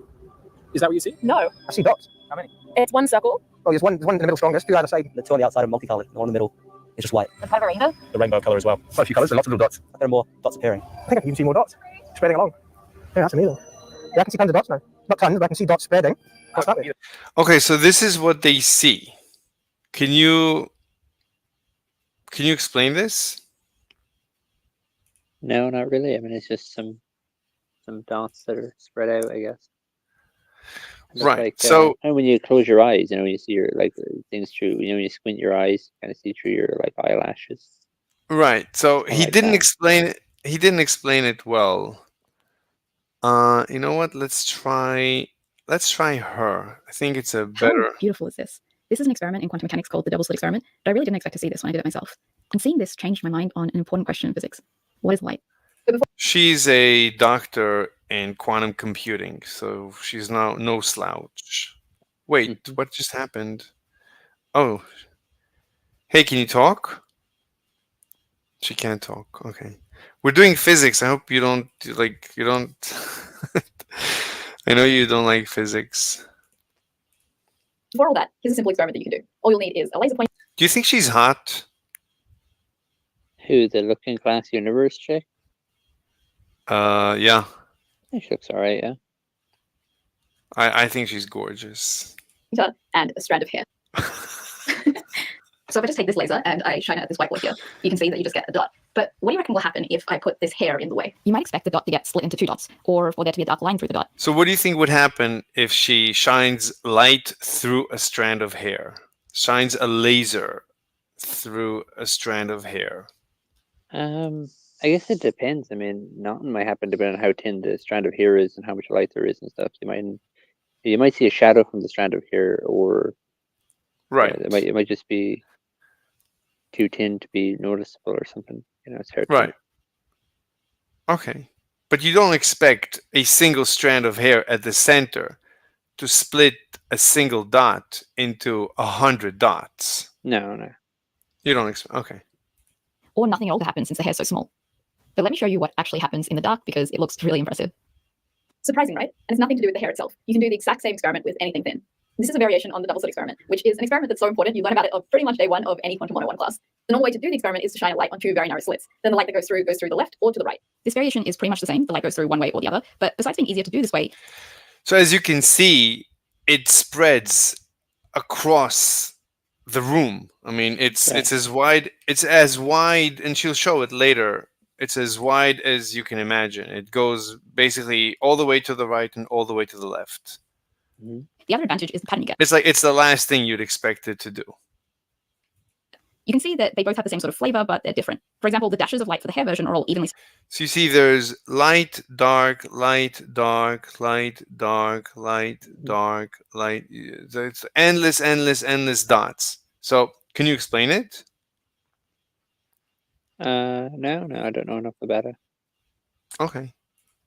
Spaced and get lighter as we go. But the dots of the double slit are much more patchy. That's because of something called single slit interference, which is basically a distraction in this scenario. So yeah, I kind of prefer the hair version. Plus check this out. I'm using the smoke in a can stuff to see the actual beam, but look really closely at the beam. You can actually see where the hair splits the light into two. How crazy is that? And looking at this, I think it's really hard to understand why you get the crazy double slit pattern when it seems like obviously you should just get a dot with a line through it. So I've done my PhD in quantum stuff, and I thought I understood the theory of this experiment really well. And so my plan was just to explain it to you in a cute little video about how to do the experiment at home. Instead, I got sucked into an odyssey for the last few months where I did all kinds of variations on the experiment, and I ended up like questioning pretty much everything I thought I knew about light. It turns out this experiment is just way more interesting than I thought. There's always been this debate in physics about whether light is made out of a stream of particles or light is some sort of excitation like a wave. The double slit experiment was meant to definitively prove that light is a wave, except later experiments seem to show that light has particle-like properties as well. I used to hate this whole wave-particle thing because light is clearly neither. The great analogy I heard for it is that light is like a platypus. It doesn't make sense to say that it's both a duck and a beaver at the same time because it is its own thing. But actually doing this experiment... Is it a duck or a beaver? You made me see the value in having good analogies. It's obviously a duck-billed beaver. Yeah. No, it's so funny. Like when you listen to chicks, I mean, they always make things just a little weird that it makes you laugh. Yeah. And in particular, it really sold me on thinking about light in terms of wave. Like men explain things mechanically, women explain things emotionally. Yes. It also made me see how misleading Yeah. the particle analogy can be if you're not super careful about it. I think many of us imagine photons, which are what physicists now call particles of light, in a similar way to how Newton thought of light particles. But the double slit experiment shows why Newton's particle view is definitely wrong. Newton imagined light in the same way we now think of water. Inside, it's just made of a stream of light particles, in the same way that water is made out of water particles. I'm going to call these particles that Newton thought light was made out of localized particles, because at every point in time, they're just in one spot in space. They're not in multiple places or very spread out or anything like that. If you turn down the laser enough, Newton would have expected that light comes out in these individual particles. Instead, people like Thomas Young imagine light coming out as some sort of wave. In this case, no matter how much you turn down the laser, the light would still be a wave, it would just be less and less wavy. The light travels forward not in lines, but as peaks of a wave progressing forward. In the case of just turning on a flashlight, both Newton's picture and Thomas Young's wave picture make exactly the same predictions. But Newton's view just feels bright. Like you have these particles just traveling in straight lines, which is so much simpler than this strange abstract wave thing, which is why it's so tempting to think of light this way. In fact, I've seen pictures just like this one to illustrate photons exiting a light source in many reputable textbooks. And I get why. That's kind of how I imagine photons too. So how did Thomas Young go about disproving it? He needed to find an experiment that could only be explained with waves and not with Newton's particles. Well, one unique thing that waves do is that they... Anyway, so Newton thought light is composed of actual particles that move through space. And Young thought, no, it should be waves. So far, so good? Yeah. All right. Bend and spread out. You may have seen this before, but for me at least, it was kind of surprising. Let me show you with this high-tech ripple tank I made here. You can see that when I bob this plastic in the water, it makes fairly straight waves. So now she's going to show you things that we know only waves do and particles don't. Like very specific waves, very specific thing. You'll see. But what do you expect will happen when I put this obstruction in the way? I would guess that the bit of the wave that makes it pass just goes straight ahead, and that's what the majority of the wave does do. The rest of it bends and spreads out. You can see that in action here. But why does it happen? I don't really know. I would love to understand it better and make a video about it, but until then, you can see that this is something waves actually do. They spread out when they meet an obstacle. That definitely feels a lot different from how I'd expect particles to behave. So why don't we do a similar experiment with light and see what happens? Will light bend and spread out, or will it go straight? I'm going to use a piece of paper as the obstruction to find out. So this is a different proof. So she says waves go around obstructions and particles don't. Do you agree with this? Like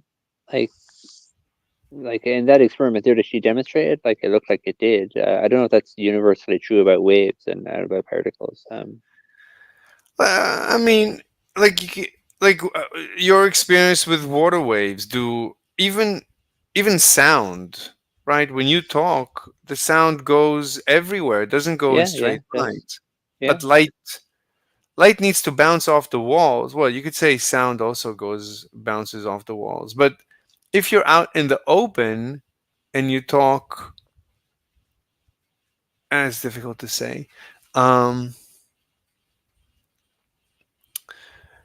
Anyway, but you could imagine, and she showed it in the little tub that this is a diagram, but I never saw diffraction before. That's the first time I've heard of refraction and reflection and Snell's law, but I never heard of diffraction before. So she called it diffraction? Yeah, you see it there on the screen a minute ago on the diagram. Oh, okay. That's good. This is called diffraction. I never heard that.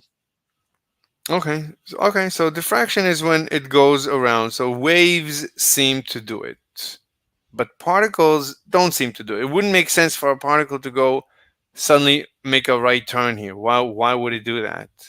Like it has momentum going forward. Mm-hmm. Why would it make a complete turn?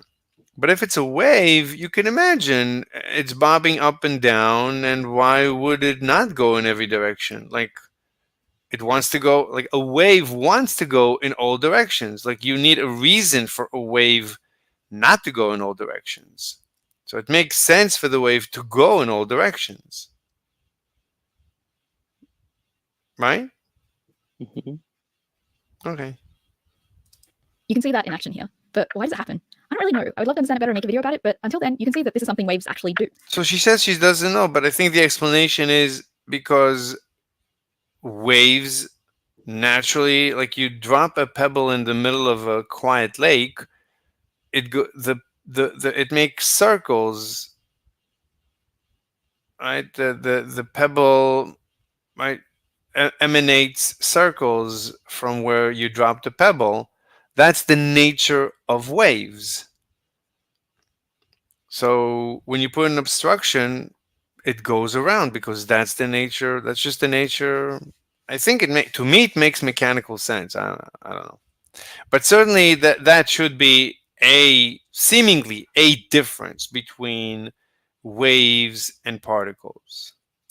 They spread out when they meet an obstacle. That definitely feels a lot different from how I'd expect particles to behave. So why don't we do a similar experiment with light and see what happens? Will light bend and spread out, or will it go straight? I'm going to use a piece of paper as the obstruction to find out. And there you go. The laser light does actually spread out. Case closed. Light is away. Now, by the way, this is a laser light. It's not a normal light. She could have used a normal light. It would have been the same results.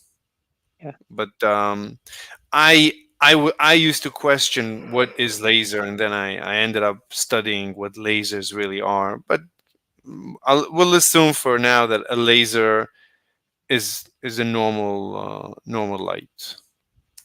Wave, right? Well, maybe we should give Newton a chance to rebut this. Anyway, so she shows that. I don't know if she didn't show the before and after. This is something waves actually She needs to show before and after. Before the obstruction, after the obstruction. do. They spread out when they meet an obstacle. That definitely feels a lot different from how I'd expect particles to behave. So why don't we do a similar experiment with light and see what happens? Will light bend and spread out, or will it go straight? I'm going to use a piece of paper as the obstruction to find out. And there you go. The laser light does actually. She didn't show the before obstruction, after obstruction, but as you can see, it's going to the right and to the left. Especially, I guess, to the right. So it looks like it's waving. It looks like it's a wave. Spread out. Case closed. Light is a wave, right? Well, maybe we should give Newton a chance to rebut this. I guess he could try and explain this with particles. Perhaps the particles are colliding into the paper and then ricocheting, and that's why they spread out like this. Okay, fine. Maybe you can explain that. But there is another wave phenomenon that particles definitely can't mimic, and that's cancelling out. One way to think of the last experiment is that it's like. Okay, so that was one piece of evidence that light is a wave, not particle. But she says, okay, let's. Okay, now she's gonna use the hair to show something much clearer to prove that light is a wave. Much more definitive evidence. Like we took the hair experiment and then just blocked one path. We found that at least some of the light ends up in all of these places, including in this spot. If we had blocked the right path instead, we'd have gotten a very similar result. And again, notice that at least some of the light falls on this spot. Now let's open both paths simultaneously, and the light just disappears. Oh, she put the hair and the paper? Yeah, I think so. There is no. So I'm not sure why she puts both. I mean, isn't the paper enough? I don't know. No way for Newton to explain this. Think about it. If you believe in the kind of particles that Newton did, then when just the left path is open, some of your particles will reach that spot. And when. Yeah, she put the hair and the paper. I don't know why both. Because she wants the hair to be there either way. And then she wants to remove the paper. She wants the hair to be there either way. Okay. And the right path is open, some of your particles will reach that spot. But when both of them are open, it's like the particles from the right side and the particles from the left side just happen to cancel each other out in this spot, which just doesn't make sense. But why not? Why can't you just have the particles cancel? Well, because in this spot, they need to cancel. But just a little bit over, the particles coming from the left and from the right. So she's trying to recreate the pattern. She's trying to say, okay, if it's particles, what are these things? I mean, the particles should just go straight. Why are they making these light, dark, light, dark, light? What is causing this weird pattern? Do you know what's causing the weird pattern? I guess she's saying that the light is cancelling out. The light waves are cancelling each other out when they hit each other and leading to darkness, in some spots and brightness in another spot. But if light is a particle, how could it do that? Why would it skip this and skip here and skip? What's all this equidistant skipping? Right, she's saying that it's a wave. Right, but if we assume Newton's particles, moving particles, right, she can't. It doesn't fit the data. I mean, this is the data. This is the theory. The theory does not fit the data. Right. right should happily coincide. It's like they sometimes choose to cancel and sometimes they choose not to. So I'm sorry, Newton, but particles like yours really aren't good enough to explain how you could ever get cancelling. But then how do waves manage to explain the double slit experiment? Let's imagine a wave is coming out of the laser. On the right side, the wave encounters the hair, and because it's an obstacle, it bends and it spreads out like we discussed before. On the other side, the exact same thing happens. Back in our wave pool, the black obstruction in the middle now represents the hair. And as you can see, the waves on either side do spread out Can I and they ask you a overlap. question? Something very Yeah. So if the obstruction is vertical instead of horizontal, will the light split in the other direction? Like, Yeah. okay, I so assume. I assume so. I yeah. Why not? Yeah. It's a good question. surprising is happening in that overlap, and you can't really make it out in this precision setup, but it's going to be a lot more clear in the animation. Where are all these lines coming from? To understand what's going on, imagine. So basically, it's difficult to see here, but there is the interaction. This is the two slits, basically, right? This is the strand of hair, and this is light as a wave going through here, and light as a wave going through here, and there is some sort of an interaction that's being created here, some sort of interaction. So she's going to explain this interaction. And as you can see, the waves on either side do spread out and they overlap. But something very surprising is happening in that overlap, and you can't really make it out in this precision setup, but it's going to be a lot more clear in the animation. Where are all these lines coming from? To understand what's going on, imagine you're on a boat in this spot. Then the wave coming from the left will have its peak reach you at exactly the same time as the wave coming from the right. Together, they tend to push you up even higher. The troughs also meet you at the same time, so this spot is just really choppy. But if we instead move our boat to here, then the peak of the right wave hits exactly when the trough of the left wave hits you. The peak tries to move you upward, while the trough tries to pull you down. And so in the end, they cancel out and the boat doesn't really move up. So there's regions based on this animation from geometric considerations. There's bound to be areas where you'd be bobbing up and down, and there's regions where you're bound to not bob up and down at all. Yeah. That's just, you can see that from the geometry of waves. Exactly when the trough of the left wave hits you, the peak tries to move you. And that basically explains where you see red dots on the wall, that's the bobbing up and down, and where it's dark, that's the boat not bobbing at all. Yeah. Right? So it looks like very strong evidence that light is a wave.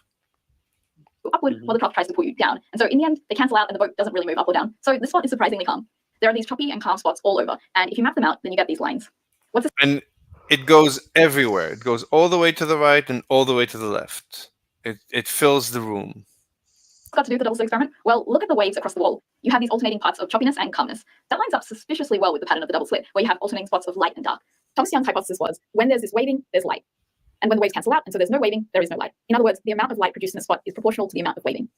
You know, I've given this explanation to students for years, but I've never taken the whole wave picture very seriously. Like, yes, I knew that to make the right prediction for the double slit, you would have to use waves in your calculation. But I thought they were just that, you know, like just calculation tools. I didn't think that they were real. I mean, like literally in quantum mechanics, the waves are complex valued. So instead in my head, you know, I thought of the light as a particle.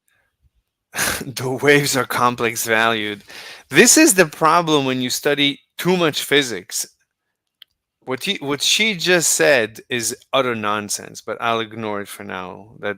I don't want to confuse the discussion. Particle when it exited the laser, and then a particle again when it got measured at the wall, but in between it just seemed like there's nothing you could really say about the light besides a bunch of equations. But this next experiment is what changed my mind and made me finally feel that the waves are actually real. So I've been playing with this for a while and I haven't been able to get this thought out of my mind.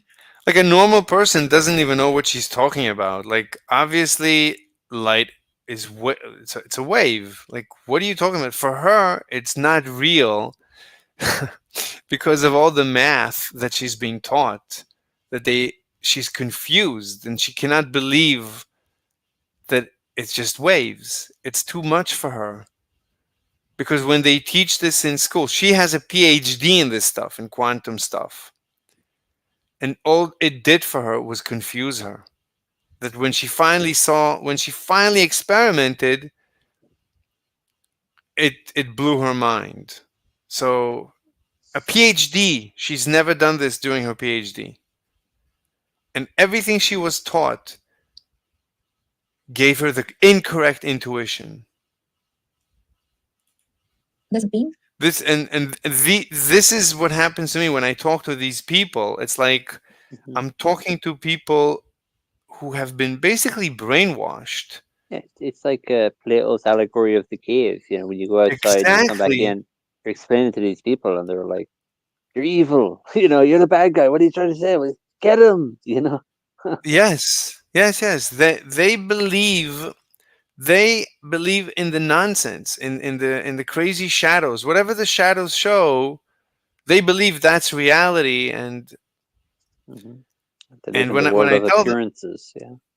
right, when I try to explain to them there's a deeper layer and these are just shadows, they want to kill me. How dare I? One of them actually said, "Do you think you're smarter than Einstein? Do you really think you're the smartest person? You realize that for 100 years, the smartest people have been trying to figure out what you now are claiming to have figured out. How It's weird too dare you?" because why don't they say that about Einstein? Oh, Einstein, you think you're so great? You think you're better than Newton? It's like what the hell, you know? They don't see what they That, mean by. and he was, he wasn't even teaching physics. He was just a clerk. He barely got the job. I mean, I was listening to like the history of Einstein. He was unemployed. He just barely got a job as anything as a clerk. Mhm. And he was barely surviving. He was like he couldn't marry his wife. He didn't have enough money. Anyway, it was a nightmare. They were so poor. See that physics girl? She got COVID and she's not doing so good. I don't know if you saw that. Yeah, I always keep checking up on her, but it's not her. It's a different chick. She's fine. The other chick is I think physics girl. Yeah, she every time I check up on her, but she hasn't posted in 3 months.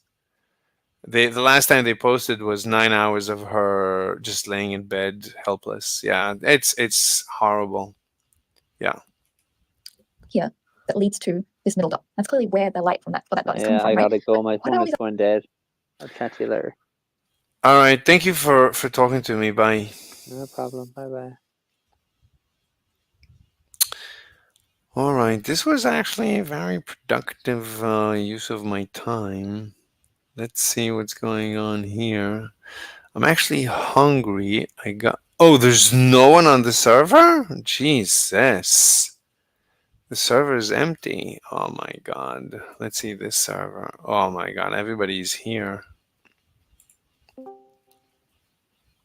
Measure it with like a sensor reading or anything like that. Oh, we have gravimeters. What do they measure? It's measuring an item. What do you mean item? What item? A gravimeter is not just measuring like, oh, let's put the gravity sensor in the ground and just like measure the local gravity field. It's not doing that. It's like, let's put a sandwich in there and weigh the sandwich. Oh, the sandwich weighs this much here. Okay. So it's a sandwich, which comes from It's the a early sandwich. And he was a brilliant man. He figured out to take the two pieces of bread, put some stuff in the middle. So But do you think he was the first motherfucker? All right. Not interesting. I'm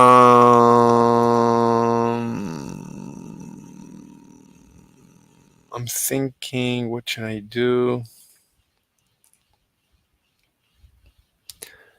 Let's see.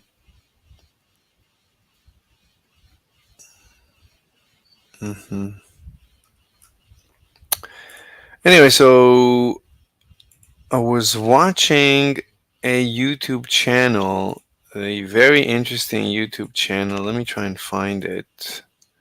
Find them and destroy them.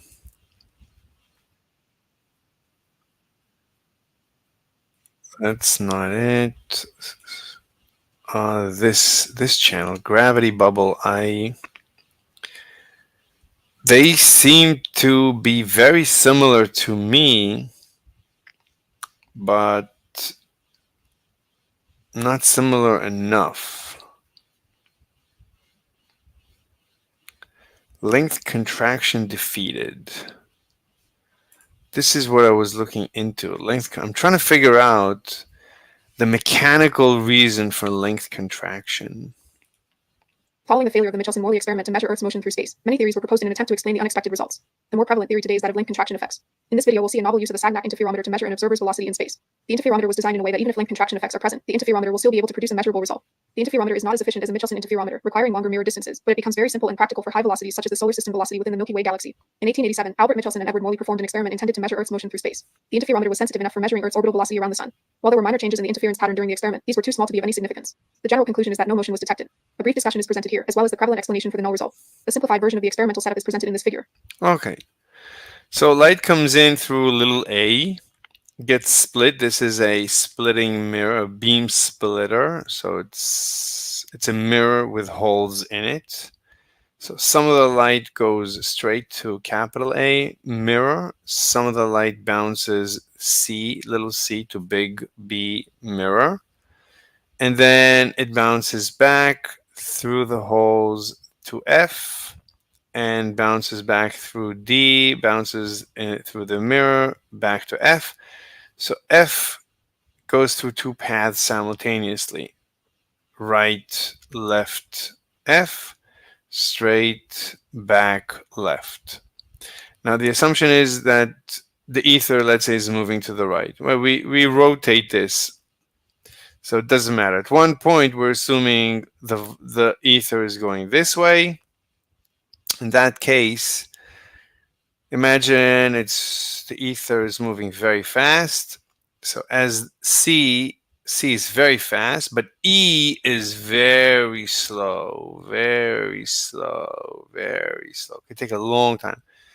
Whereas BD, if this is the velocity, then it creates a little angle, but it's not slowed down as much as E.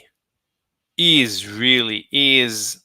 So they prove mathematically that CE is always slower than BD.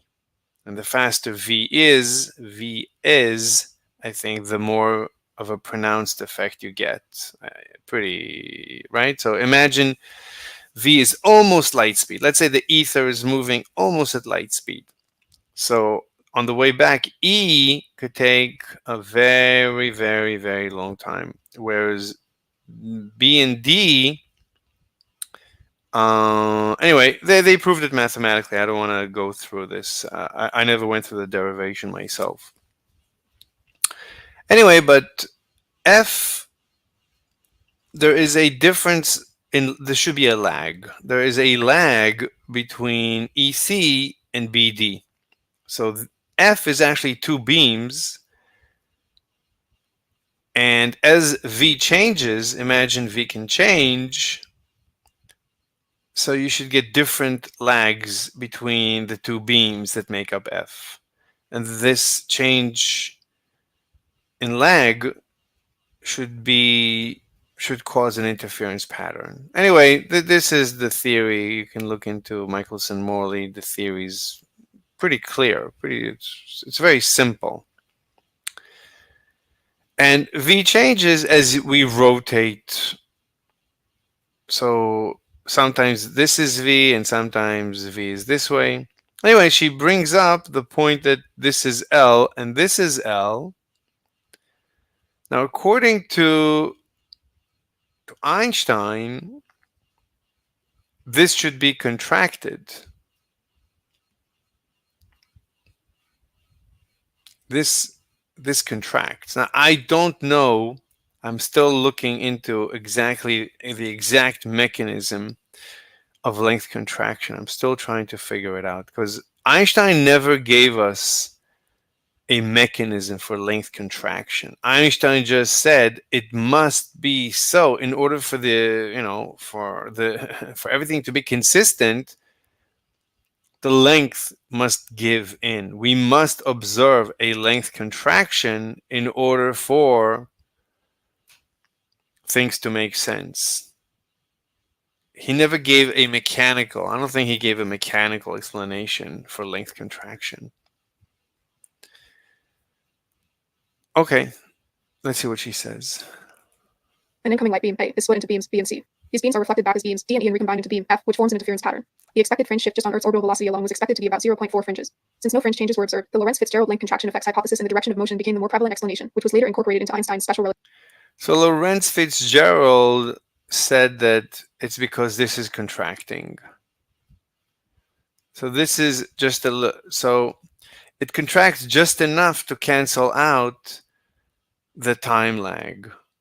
So this might be slow on the way back, yeah, but it also contracts. The distance is shorter. So the way to think about it, according to Einstein, with his simultaneous events concept, is that when A impacts on the mirror, it splits at the same time. There's a split, and it goes off to C and to B simultaneously. So you can imagine that this is a simultaneous event. So according to Einstein, there are no simultaneous events. The simultaneity is defined by observation. And what we perceive from one frame of reference to be simultaneous is not necessarily from another frame of reference. The question is, whose frame of reference? Is it our frame of reference? Because, anyway, the point is, imagine an explosion going off here.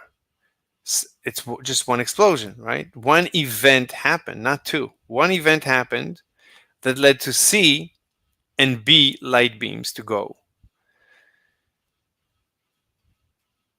Okay.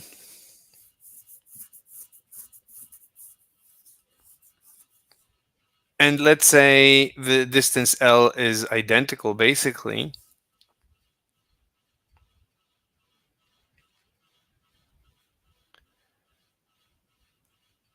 So we expect E and D to come back at the same time. But what if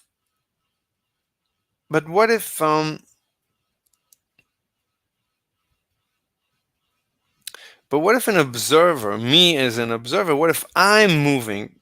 This is just a thought experiment. What if I'm moving really fast to the right?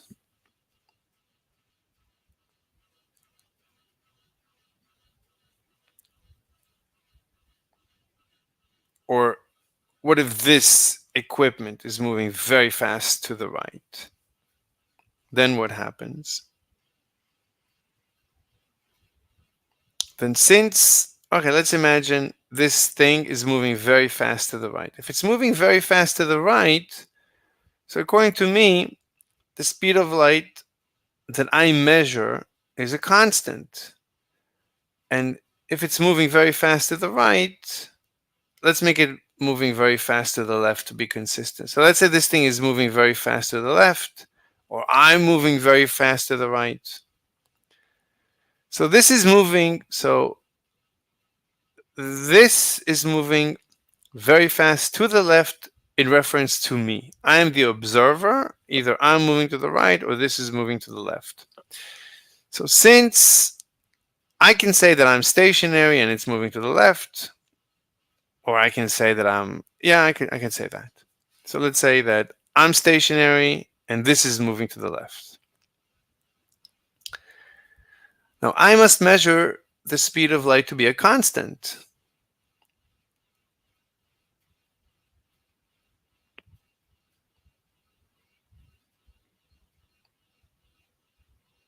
Which means what?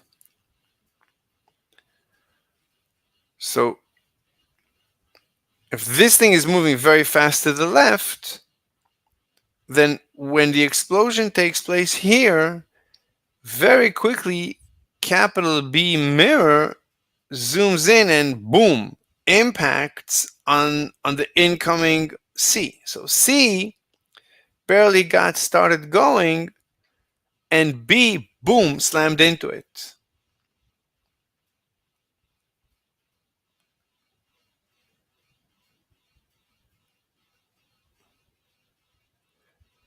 So that must have happened very fast, but on the way back, E is very slow because this thing is moving very fast to the left. And I must measure the speed of light to be a constant. So let's imagine this thing is moving very close to the speed of light. So fine. So as C moved to the right, B, boom, bounced against it. But this whole thing is moving very fast to the left. So on the way back, E is very slow. And if the closer it gets to the speed of light, this is going to take a very, very, very long time.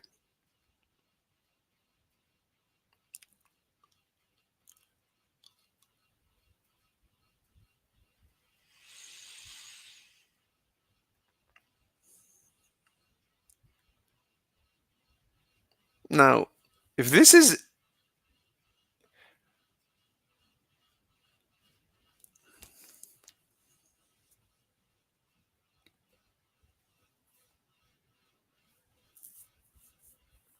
now we know, I don't know what to assume next. If we are to assume that there is no interference under this condition, the only explanation is that length contraction. If I assume no interference. But why would I assume there is no interference? Fine, I measured no interference. That's true. But maybe my equipment is faulty. So I can't rely, I can never rely, it's not good to rely on measurement. We need to argue from first principles.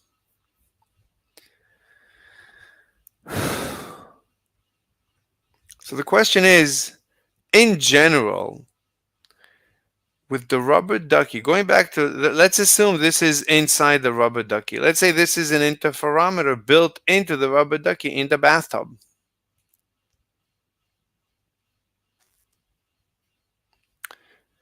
Let me check the audio.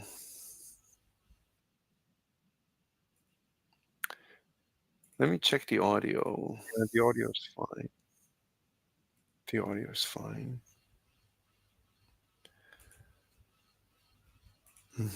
Where were we? It's always difficult to find the last tab where I was. Okay. So the question is, let's assume this is the rubber ducky. Can we prove that the rubber ducky will always get a null result? So if I'm an observer, if I'm another rubber ducky, right? This experiment takes place in the dark. These are water waves. All the yellows are water waves. And this is an interferometer that's built into the rubber ducky. It can rotate. And the rubber ducky can move. Can the rubber ducky find the direction of motion? Can the rubber ducky ever get an interference pattern here?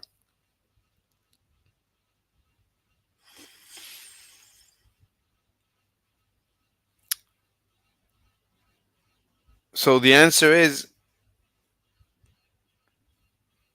why would there ever be length contraction, right? If this is inside the rubber ducky, there's no length contraction. The rubber ducky never experienced time dilation nor length contraction. Those are experienced by an observer. So somebody on the outside looks at the rubber ducky and sees the time dilation. But does somebody look at the rubber ducky and see length contraction?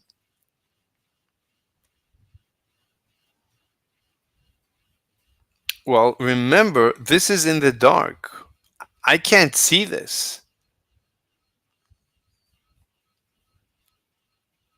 So me as an outside observer, will I always see zero interference?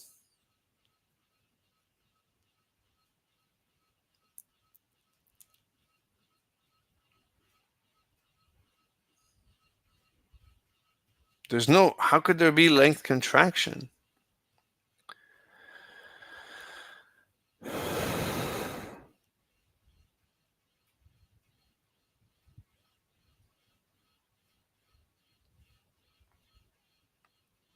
What is length contraction?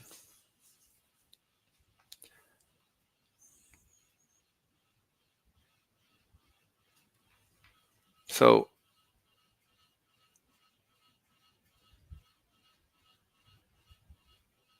I don't know. I don't know what I'm still trying to understand length contraction mechanically. But maybe I'm lacking a philosophical understanding of length contraction. What is the philosophical? What is Einstein's argument for length contraction? He didn't have Minkowski spacetime.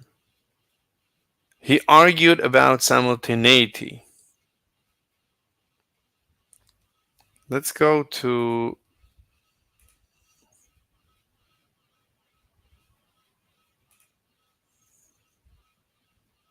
somebody else.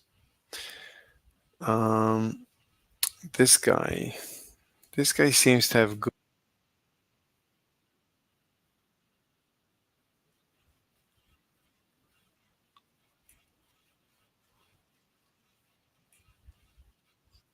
We'll discuss the philosophical implications of special relativity.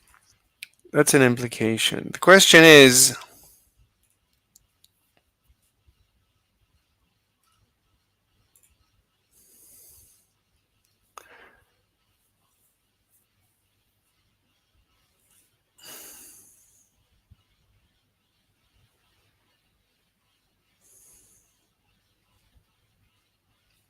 how length gets shorter in special relativity.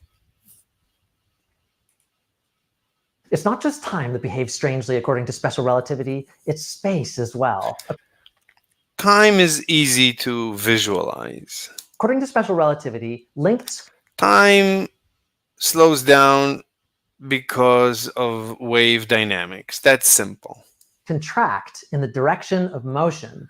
Doesn't contract. It is observed to contract. He always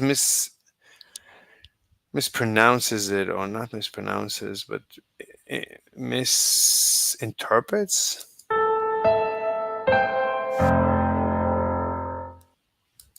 Hello, folks, and welcome back. I'm Brian Roberts, and He's a professor. afraid the weirdness continues. It gets weirder. It's going to keep getting weirder for some time now, so strap in. So if my spaceship is headed in some direction, and I have a ruler oriented in the same direction, then that ruler will shrink when the spaceship is set in motion. That's called length contraction. It's completely an incorrect way to explain it. That's not at all. It will be observed by an outside, non-moving, relatively observer to shrink. It will be observed to have shrunk.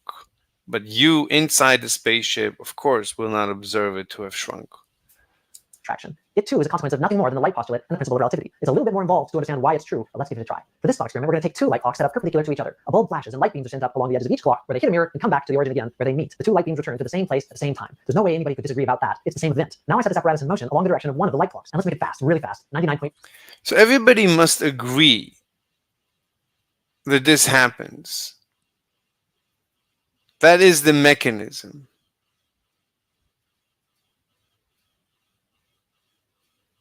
He's not explaining the mechanism. These are two different mechanisms. There's one mirror pointing up and one mirror pointing to the right. Who says that these two mechanisms need to stay synchronized? He's assuming they're going to stay synchronized. It's relativity. It's a little bit more involved to understand why it's true, but let's give it a try. For this thought experiment, we're going to take two light clocks set up perpendicular to each other. A bulb flashes and light beams are sent up along the edges of each clock, where they hit a mirror and come back to the origin again, where they meet. The two light beams return to the same place at the same time. There's no way anybody could disagree about that. It's the same. Who says? What do you mean?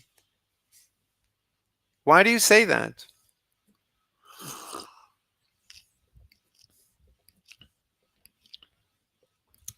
I don't know why you say that. Who says they'll come back at the same time?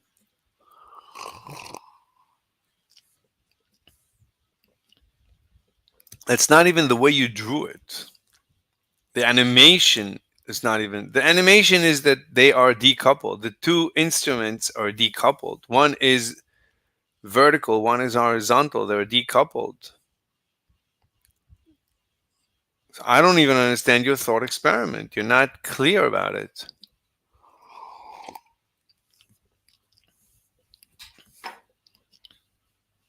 I think I wrote him a letter. He didn't reply. I gotta go to the take a bathroom break. Give me a minute. I need to figure this out. This is fun foundational. 1 minute.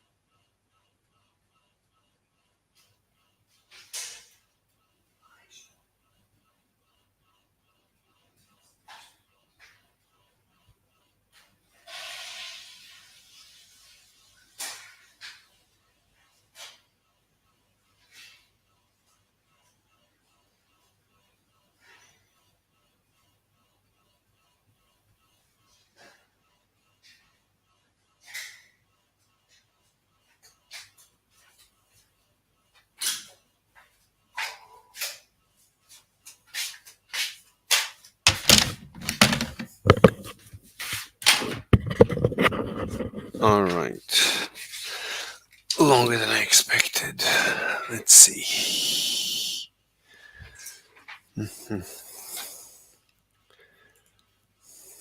Event. Now I set this apparatus in motion along the direction of one of the light clocks. And let's make it fast, really fast, 99.5% the speed of light fast. Now someone on the spaceship will observe these two light clocks to be behaving normally, as if they were at rest. But for someone on Earth watching this apparatus in motion, a strange thing will happen. Think about that light clock. It's oriented in the direction of motion. The light beam leaves the bulb and heads out towards the mirror in a hurry. But that mirror is moving fast. It's moving at 99.5% the speed of light. So although the light beam travels faster, it travels at the speed of light, it has a lot farther distance to travel. It already has to travel the ordinary length of the light clock, 186,000 miles. But now the light clock is in motion, it has to travel even farther to catch up with that mirror as it rushes away. So I have these two light beams on two light clocks. They reflect off the mirrors, and they must come back to their point of origin at the same time. But one of them has a lot farther to travel. It has to travel the length of the light clock and then some. And moreover, the speed of light on both light clocks must be the same. So how can it be that the light beam travels the length of the light clock and then some and still manages to make it back in time? The only possibility is the length of the light clock must be shorter. The length of the light clock contracts so that the mirror isn't as far away as you might have thought it would be. And since now the light beam doesn't have as far to go, it can make it back in time to greet the other light beam. But who says that they're in sync? Who says it's synchronized?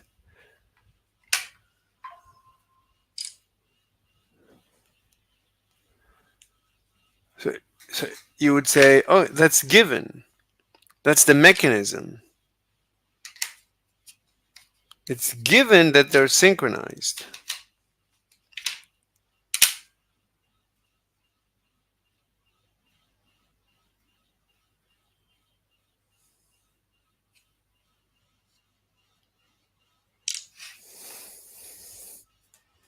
At the same event at the same time. Now again, so far we've only shown that this very strange device with two light clocks set up perpendicular to each other will actually shrink in the direction of its motion. But what about an ordinary device? What about me when I get inside a spaceship and I travel at 99.5% the speed of light? Will I actually shrink? Again, according to the principle of relativity, I must shrink. If I didn't, a person on the spaceship could tell that they were in motion absolutely by checking whether the light clock had gotten smaller compared to me. The only way for the laws of physics to be the same on that moving spaceship is for both the light clock and I, the observer, to shrink in the direction of motion. So I shrink. How do I shrink? Is it But who says, what is the nature of this device? I mean, I don't understand the nature of the device.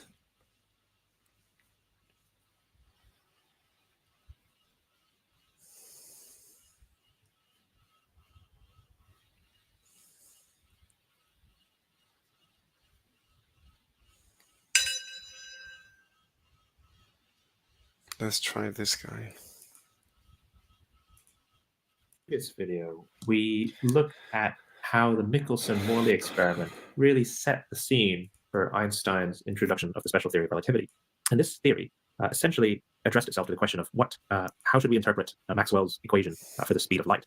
So we saw that there was this equation for the constancy of the speed of light. The question was, in what reference frame is this equation applicable? And Einstein's answer was, well, in all of them, or at least in all inertial reference frames. So if we remember, the special theory of relativity has two. And he didn't give a mechanical explanation. So I gave a mechanical explanation, which is fairly straightforward. So if you assume ether, and that our brains and everything works in the waves of ether, then you always measure a constant speed of light, whatever c is.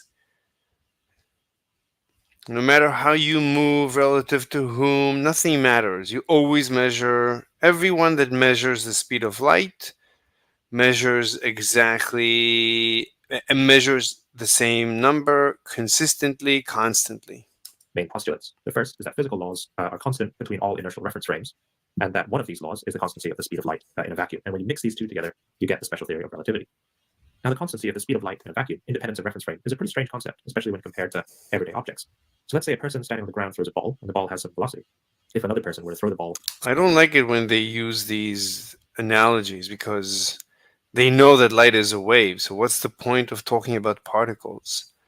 But even when it comes to a wave, it doesn't make any sense. Because if I move into a wave, I should measure the wave to be slower. But since my clock is just as much slower, that's why I can never distinguish my motion. That's why the speed of light is a constant, because my measurement, my clock ticks slower as I'm trying to measure the distance. My clock is always ticking to me at the same rate. My clock always ticks at the same rate because of the constancy of the laws of nature, right? That's right? So I should not be able to tell that time changed, right? We know that time doesn't change. We never feel time changing. So my clocks are always ticking to me at the same rate. Doesn't matter where I'm going, nothing ever matters. As long as I am in an inertial frame of reference, my clock is always ticking because of the the principle of relativity. Because of the principle of relativity, that the laws of nature are indistinguishable. When I'm moving, when I'm stationary, the laws of nature are a constant. That means the ticking of my clocks are a constant. That means if I measure any distance relative to me, it should always be the same. That means the speed of light is a constant.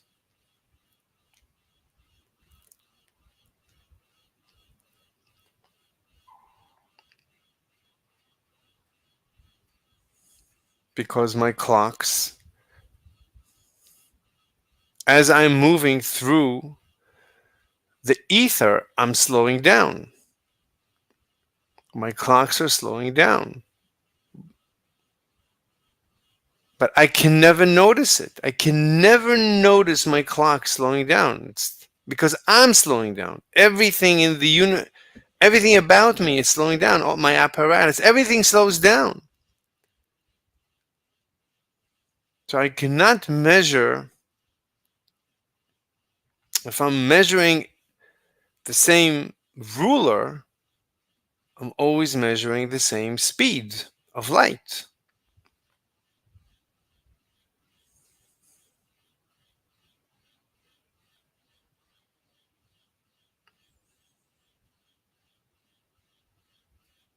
This gives me the feeling that an interferometer should always fail.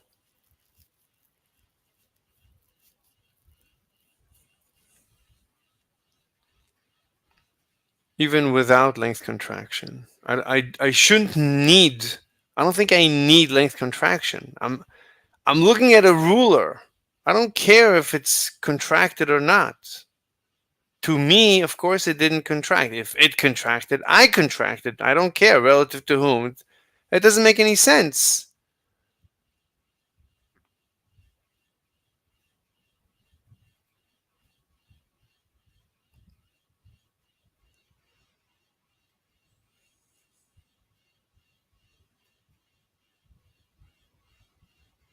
If I'm measuring, right, I have an interferometer.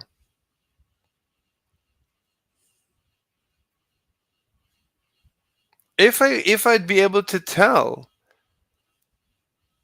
that there is a directionality to the interferometer, it should have broken down the laws of physics to me.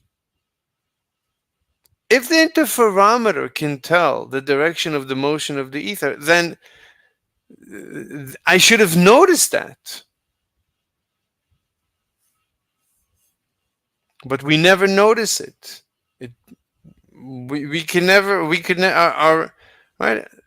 By the principle of relativity, by the principle that the laws of nature are constant, are consistent, they're immutable, regardless of my motion. I don't care about moving. I'm moving right now through the universe. I'm flying around.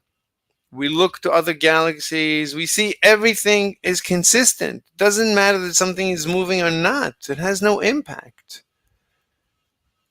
That means the interferometer should never be able, that is the implication. The interferometer should not be able to detect it.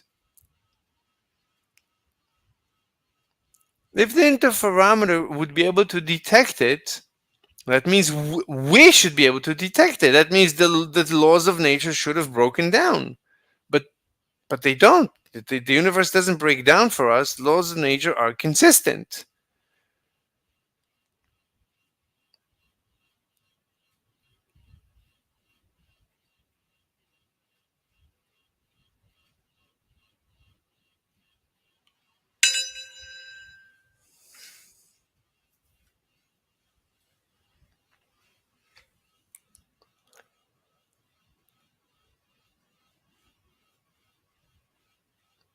So as I look at an interferometer moving through space, it must be shrunk. It must be length contracted.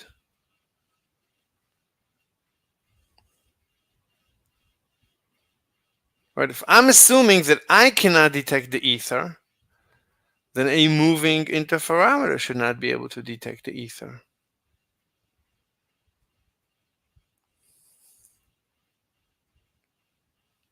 Detecting the ether is a violation of the principle of relativity. Now the question is, and why is that? Well, that's because the speed of light is undetected. It can never change. I can never detect a change in the speed of light. I can never detect a change in the speed of light. That's why the laws of nature are immutable. Because the speed of light, and because everything moves at the speed of light. At the end of the day, everything moves at the speed of light. All the mechanisms are at this speed. This proves that there is no other feature of this universe. If there was, it would have broken down. We would have noticed it.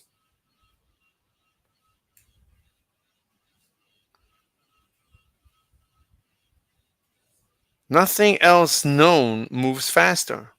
Everything moves at most at that speed, and everything is all motions are based on this speed, the speed of information through the ether.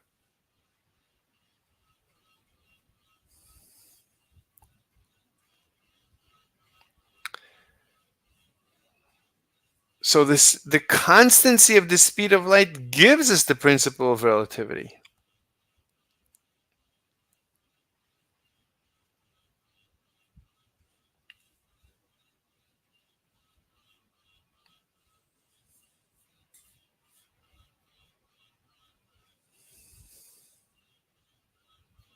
This is so confusing. There's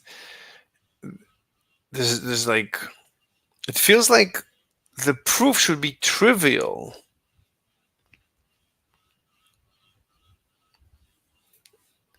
Since again, let's go through the proof again. So I have an interferometer.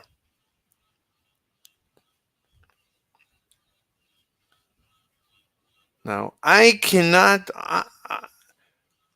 I've never been able to detect. There's like the whatever I do when I'm stationary or moving. Nothing. The laws of physics are the same. The laws of physics don't care if I'm on a train or off a train. The laws are the laws of juggling, as Lenny Susskind says. The laws of juggling are the same on a moving train or a stationary train. It doesn't matter. The laws of juggling are the same. Why is that? What's causing that? Right? Let's assume ether. Let's assume the ether. If we assume the ether, we already proved that the speed of light is always a constant. That's why the laws of juggling are a constant. Because all the laws depend on the speed of light. The speed of light determines all interactions, because all interactions ultimately are at the speed of light. Even the Higgs itself is at the speed of light. The Higgs gives the illusion that particles are slowing down, but that's just an illusion. Internally, the electron is bouncing at the speed of light. So everything is still interacting at the speed of light. But as I'm moving, it slows down. But everything slows down perfectly. And that's why the laws of nature are consistent. The laws of juggling are always the same, are immutable. Now, as I'm so because the laws of nature are immutable, an interferometer can never detect the ether. Because if it could, it would have already impacted me. I would have noticed this interference. I would have turned my head and seen interference. I would have turned my head and I would have had interference. We would have seen interference, depending on the direction of motion and where we were looking. We would have noticed discrepancies. If it were possible, but the laws of nature are a constant.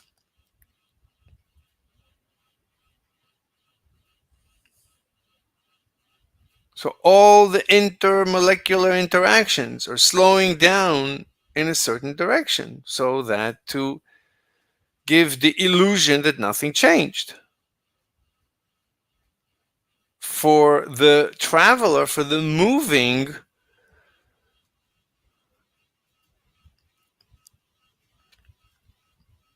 observer,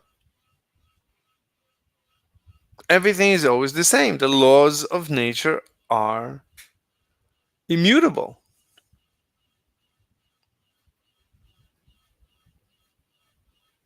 Right? Again, assuming the ether, we get a constant speed of light. We observe, we measure a constant speed of light. Because we measure a constant speed of light, the laws of nature are constant. Because. So now the laws of nature are constant. If the laws of nature are constant, I should not be able to detect the ether. The ether is a violation, not the ether. The interferometer interference in, what do you call it when it's asymmetric to a direction and anisotropic? Right? The claim of an interferometer is that the laws of nature are anisotropic. They have a preferred direction of motion. We would have noticed it. Juggling one way would have, as I would have tested different directions of juggling, I would have noticed a problem.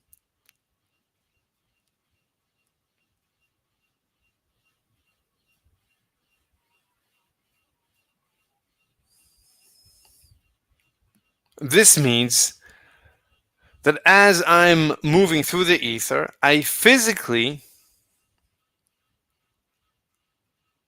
contract.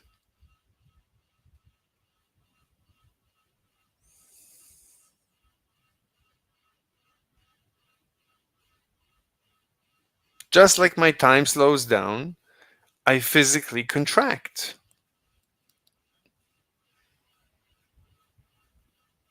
Which is what Lorentz said.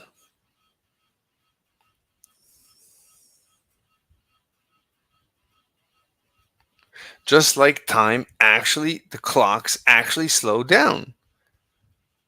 The clocks also slow down relative. There's two things happening. When I'm moving through the ether, my clocks actually slow down and my length actually contracts. But I can never notice it.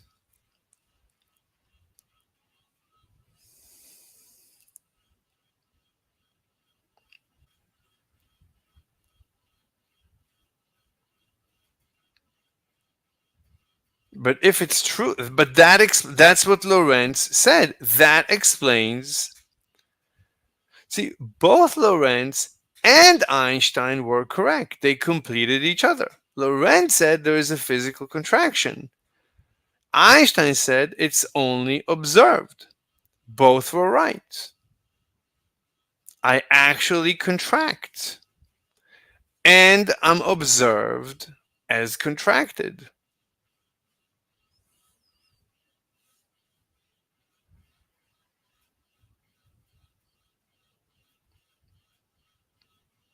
It doesn't matter who's moving.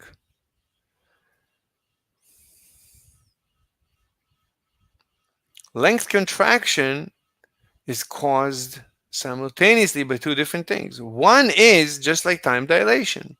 Time dilation actually happens, but it doesn't matter. There's two time dilations. One time dilation is a person is moving, something is moving through the ether. That's one time dilation. Another time dilation is when somebody else is moving, the observer is moving through the ether. They also then notice time dilation, me time dilating. It doesn't, so I notice time dilation. It doesn't, at the end of the day, it doesn't matter who's moving. It's the same effect.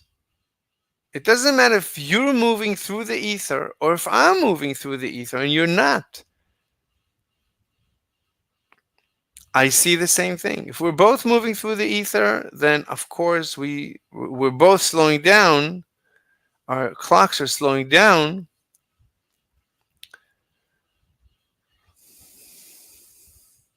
So that's the answer.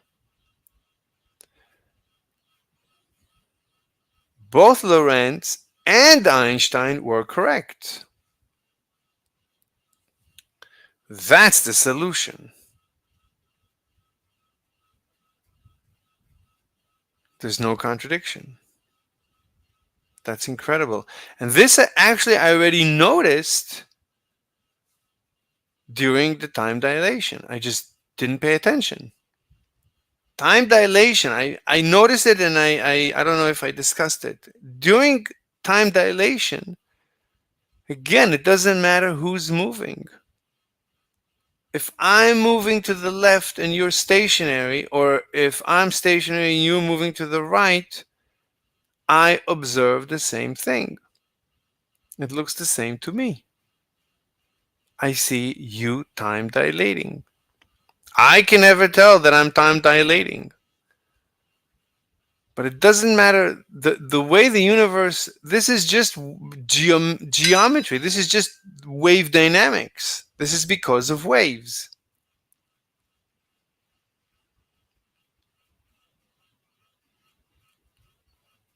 If you're moving, you're time dilating. But if you're stationary and I'm moving, I see you time dilating.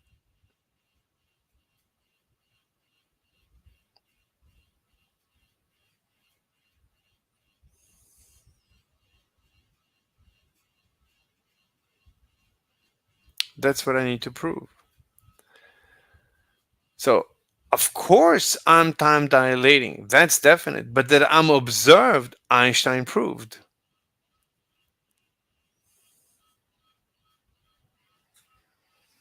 But we need to prove it using waves. So first I need to prove, it's so funny, it's called the Lorentz transformations, but Lorentz assumed actual time and length contraction. Einstein said it's only observed, but the truth is it's both.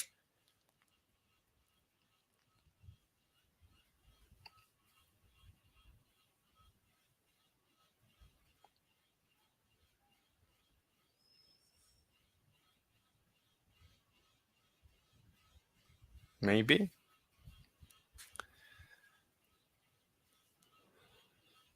This is incredible. Has anyone noticed it? That it could be that both Einstein and Lorentz were correct? Let me ask. Let me open another one.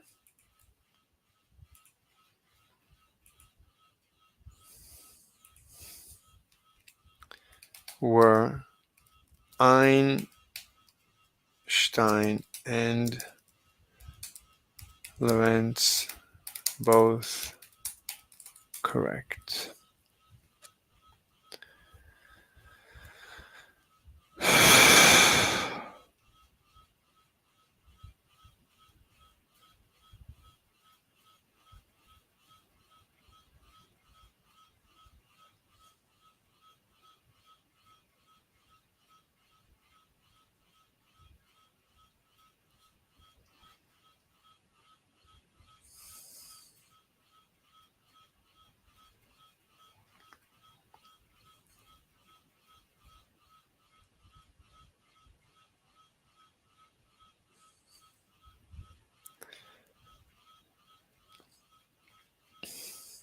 I mean, everyone talks about Lorentz transformations, but Lorentz assumed ether. Lorentz never gave up the ether.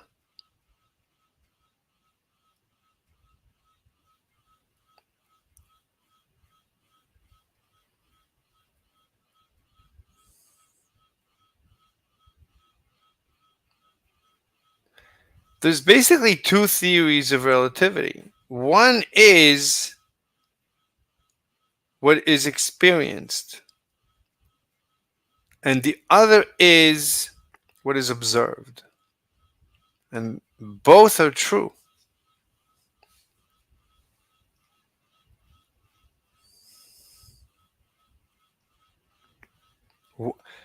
I mean, Einstein came to the conclusion of Lorentz from a different argument.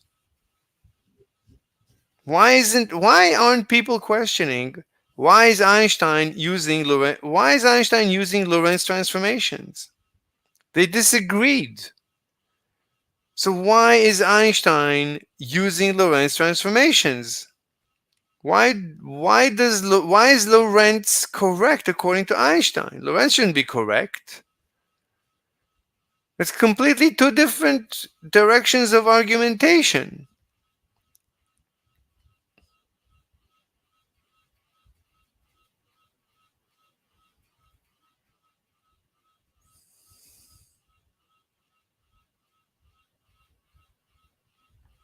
So Lorentz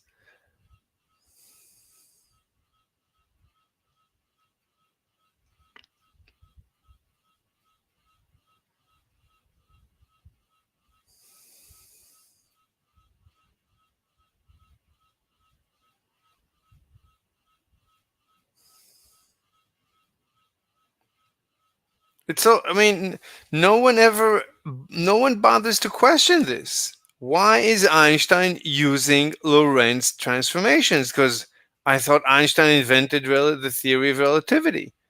But Lorentz already gave us his transformations. How is that? Why is Einstein's invalid derivation of Lorentz transformations?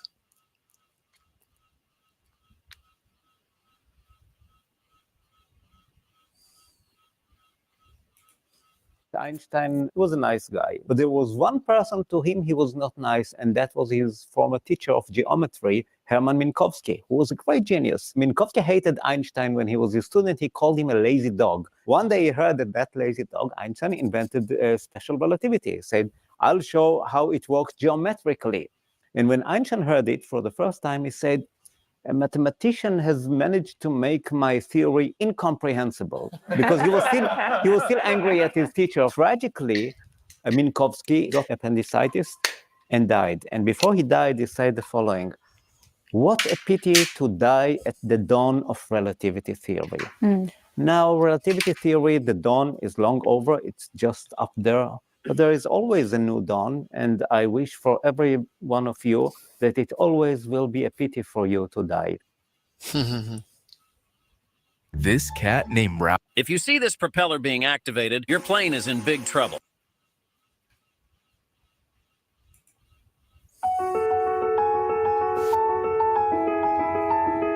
So here is something really beautiful that I found about Einstein. So the popular question is, why was Einstein able to discover the theory of relativity, not Lorentz and Poincare. The physicist Kip Thorne has to say about it that both domains, that is Lorentz and Poincare, were groping toward the same revision of our notion of space and time as Einstein, but they were groping through a fog of misconception foisted on them by Newtonian physics. Einstein, by contrast, was able to cast off Newtonian misconceptions. His conviction that the universe loves simplification and beauty, and his willingness to be guided by his conviction, even if it meant This is literally the opposite. Newtonian is simplicity. What are you talking about? Einstein came up with a magical approach. It's not even a scientific theory. destroying the foundation of Newtonian physics. It's not destroying the foundation of Newtonian physics. It's destroying science. It's a revision of science. It's not science. It's magic. It's religion. Einstein was a religionist. He wasn't scientific. Led him with clarity of thought that others There's no clarity of thought. There's no mechanism. What are you could not match to his new description of space and time, and that is what I love about Einstein. So here is something really beautiful that I don't know that there's anything left that Einstein predicted that we can still end up finding out is true. Everything has been correct. And in fact, let me tell you how smart Einstein was. In one of his equations, he put in a term that he later regretted putting in, and he called it his greatest blunder. This is a term that he looked at his equations, and his equations showed that the universe had to be either expanding or collapsing. No one had any idea that the universe, which is everything, would be doing anything. Yeah, it's just there. It's just there, right? So he says, this can't be right. Let me put in this term. It's a legitimate mathematical term, but physically, what the hell are you doing, Albert? And he says, this term will help stabilize it from collapse, okay? And it's a pressure force to push outward, and that'll stabilize it. Just a couple of years later, Hubble discovered that, in fact, the universe was expanding, and he didn't need the term. He said it's his biggest blunder. In fact, in 1998, we discovered a pressure in the universe pressing against gravity that is exactly the term that he put in. I don't know that there's anything left that Einstein predicted that we can still end up finding. But why is there dark energy? What's causing it? 18th July 1853 marks the birthday of none other than the great scientist Hendrik. I can't listen to it at normal speed. This is the problem with these shorts. You can't change the speed. This is so slow. I want to kill myself. Antoine Lorentz, the Dutch scientist. Well, Lorentz was basically known for a lot of things like Lorentz transformation, Lorentz factor. He actually won the Nobel Prize for theoretically and mathematically framing what is known as the Zeeman effect. Lorentz is also known for something which is called a Lorentz oscillator. Lorentz information in terms of discovery of frames of reference and other important discoveries was widely used by Albert Einstein, both in his special and general theory of relativity. Lorentz transformation, as we know, holds the key factor in terms of special relativity. Well, Lorentz himself was a propounder of Einstein's relativity, and he gave a lot of lectures in quantum mechanics, special and general theory of relativity. Without Lorentz, we cannot imagine Einstein. 18th July 1853. Lorentz, said, let's do some mathematics. Let's say the numerator changes, the denominator changes slightly. Let's keep the speed of light constant. And, that got extended into Einstein's theory of relativity, where he said, you don't need to consider any properties of the medium. All you need to do is, consider the frame of reference the same, the speed of light constant. And you can do all these beautiful mathematical calculations. And this is how he built up. Lorentz, said, let's do some mathematics. Viking warriors would lock their shields. If you don't put your phone on airplane. In shocking news, a bomb has exploded on. You're to pay $855. So there's this company in the Midwest, and everybody's complaining the lifts or the elevators are too slow. So they go to Otis, the elevator company, who say that for a few $1 million, we can replace the cabling, replace the winding gear, put in new motors and lift cars, and we can speed.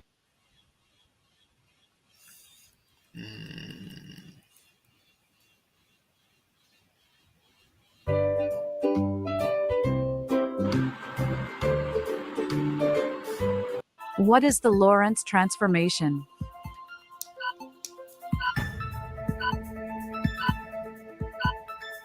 Did you know Albert Einstein, the great genius, didn't memorize facts? He was once asked, "What is the speed of sound?" And Einstein responded, "I don't carry such information in my head since it is available in a book."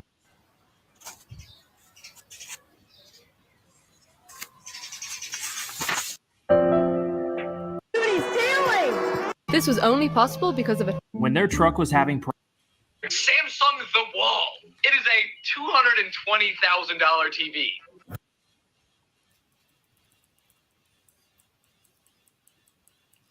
Every video I watch about Lorentz transformations is Einstein. No one discusses how Lorentz came up with his transformations, what it's based on. Nothing. It's all Einstein. I don't get it. I mean, I want to hear more about Lorentz. I only hear rumors about Lorentz. I can never get facts about Lorentz. Let's drop Einstein from the search.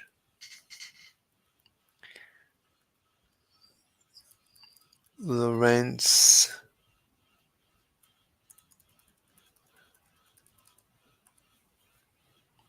history. I just want the history of Lorentz. Let's see the pattern. When did I listen to this? Years of Hendrik Lorentz. In 1905, Albert Einstein unleashed a groundbreaking storm with his special theory of relativity. This paradigm-shattering proposal sent shockwaves through the scientific community, as it dared to challenge our age-old perception of space and time. Yet, unbeknownst to many, a year prior, in 1904, a brilliant Dutch physicist named Hendrik Lorentz had set the stage for a riveting scientific duel. Lorentz's audacious theory ventured to explain the very same phenomena as Einstein's, but with a striking twist. Unlike Einstein, Lorentz clung tightly to the traditional Newtonian framework of space and time, daring to uphold its steadfast foundations. In the midst of this scientific tug-of-war, the year 1906 would prove to be a turning point. Henri Poincare, a formidable force in the intellectual arena, armed with ingenious amendments to Lorentz's theory. Poincare's revisions triggered an awe-inspiring metamorphosis, birthing a magnificent transformation that bestowed upon Lorentz's theory the power to dance in perfect harmony with special relativity's predictive might. And yet, a puzzling question lingers. Why did special relativity, with its audacious departure from tradition, emerge triumphant, while Lorentz's ether theory, tethered to the old ways, met its tragic demise? Let's dive in and find out more. The early years of Hendrik Lorentz burst forth like a comet streaking across the darkened sky of scientific inquiry. Born in 1853, this formidable Dutch physicist possessed an insatiable curiosity that ignited his journey towards greatness. As a young scholar, Lorentz fervently delved into the enigmatic realm of electromagnetism, his mind ablaze with the passion of discovery. With each year passing, Lorentz's brilliance radiated even brighter. His groundbreaking work on the electromagnetic theory of light elevated him to the vanguard of scientific thought. Like a maestro orchestrating a symphony, Lorentz conducted complex experiments, unraveling the intricate dance of electrical and magnetic forces, revealing the harmonious tapestry that wove the fabric of the universe. Lorentz's pioneering spirit propelled him forward, and he fearlessly explored uncharted territories. In 1892, he introduced the concept of electron theory, unlocking the secrets of the electron's behavior and laying the groundwork for future breakthroughs. The scientific community stood in awe as Lorentz's elegant equations unfolded, illuminating the intricate dance of charged particles. But Lorentz's ambitions reached far beyond the laboratory walls. A gifted communicator, he captivated audiences with his mesmerizing lectures, transporting them to a realm where the invisible forces of nature were brought to life. His words echoed with passion, resonating with a relentless pursuit of knowledge and an unwavering dedication to the pursuit of truth. Amidst his scientific triumphs, Lorentz's benevolent spirit shone through. Known for his kindness and generosity, he nurtured a new generation of scientists, inspiring them to reach for the stars and push the boundaries of human understanding. Lorentz's intellectual legacy would ripple through the ages, a guiding light that would inspire countless scientific luminaries in the decades to come. Lorentz's brilliance swept through the scientific landscape, forever altering our understanding of the natural world. At the time, it was believed that light and electricity were carried by an ether. Maxwell's equations were formulated on the understanding of an ether, but there were many different concepts of the ether. In the early ether theories of the late 19th and early 20th century, the concept of the ether took on different forms, with debates revolving around the nature of its motion or its supposed fixed existence. One prevailing viewpoint was that of a fixed ether, which posited that the ethereal substance remained stationary relative to the cosmos. According to this predictive, the Earth moved through the ether as it orbited the sun, and the ether acted as an absolute reference frame for all physical phenomena. The motion of a fixed ether rooted in classical mechanics and Newtonian physics aimed to provide a stable framework for understanding the behavior of light and other electromagnetic waves. However, an opposing line of thought emerged, challenging the notion of a stationary ether. Advocates for a moving ether contended that it was the Earth itself that moved with the ether, carrying other celestial bodies along. This idea, popularized by Augustin Jean Fresnel and later supported by George Stokes and Lord Kelvin, sought to reconcile the experimental evidence of the Earth's motion with the observed behavior of light. By proposing a moving ether, they aimed to account for the observed aberration of starlight and other phenomena that seemed to suggest the Earth's motion through the medium. These competing ideas regarding the nature of the ether sparked intense scientific discussion and prompted ingenious experiments to discover its properties. Pioneering efforts such as the Michelson-Morley experiment in 1887 aimed to detect the Earth's motion through the ether by measuring the speed of light in different directions. The null result of this experiment, combined with subsequent experiments, posed significant challenges to both the fixed and moving ether theories, casting doubts on the very existence of the ether. Lorentz's fascination with ether was an all-encompassing passion that fueled his scientific endeavors and propelled him into a world of profound exploration. Convinced of the ether's existence, Lorentz sought to unravel its secrets through a series of ingenious experiments that captivated the scientific community. One of the most notable experiments was Lorentz's investigation into the phenomenon of light interference. By meticulously examining the behavior of light waves passing through different mediums, Lorentz aimed to detect any subtle disturbances caused by the ether's presence. These meticulous experiments, conducted with the precision of a master craftsman, sought to unveil the ether's hidden influence on the propagation of light. Another avenue of Lorentz's explanations involved the measurement of the speed of light. Lorentz devised intricate setups carefully designed to detect even the most minuscule changes in the light's velocity that could hint at the ether's presence. Through a series of painstaking measurements and calculations, Lorentz endeavored to tease out the ether's elusive fingerprints on the behavior of electromagnetic waves. In addition to his own experiments, Lorentz was deeply invested in the collective efforts of the scientific community to unravel the mystery of the ether. He eagerly followed the developments in the experiments conducted by other renowned physicists such as the famous Michelson-Morley experiment. This groundbreaking endeavor aimed to measure the Earth's motion through the ether by observing the interference of light beams in different directions, seeking to uncover the ether's subtle effects. In 1892, Lorentz published 2 works presenting the main idea of his ether theory. One of these works, titled The Electromagnetic Theory of Maxwell and its Application to Moving Bodies, introduced an important concept, a set of coordinate transformations. Lorentz demonstrated that if these coordinate transformations were used instead of the traditional Galilean transformations, Maxwell's equations, which were believed to be valid only in the stationary ether frame, would still hold true in the frames moving through the ether. One crucial element in this transformation was denoted as local time. Lorentz treated it as a mathematical tool without any physical interpretation. He showed that within the first order of V over C, the velocity of the moving frame compared to the speed of light, Maxwell's equations remained invariant. Consequently, the theory predicted negative outcomes for most optical experiments relating to ether drift, which were consistent with the observed results. However, despite this success, Lorentz couldn't explain the negative result of the Michelson-Morley experiment, which had the sensitivity to detect effects at the order of V squared over C squared. The purpose of the Michelson-Morley experiment was to measure the impact of the Earth's motion through the ether on the speed. He couldn't explain. So he couldn't explain the failure of Michelson and Morley.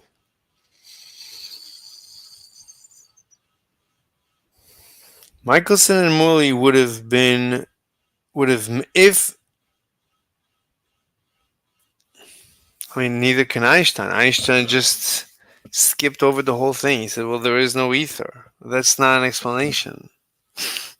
That's ridiculous. Einstein is ridiculous. So Lorentz tried to deal with the ether. Einstein said, yeah, well, I'm going to ignore it, basically.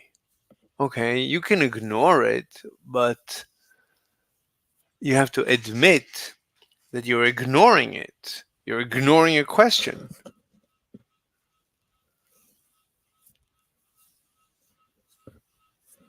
The ether must be there because of electromagnetic radiation. What is it waving through? It's a wave. What is it waving through? So it must be waving through something. So there must be something it's waving through. You can't just say, I'm going to ignore it. You can do whatever you want. It's fine to temporarily ignore something, but you have to come back to it.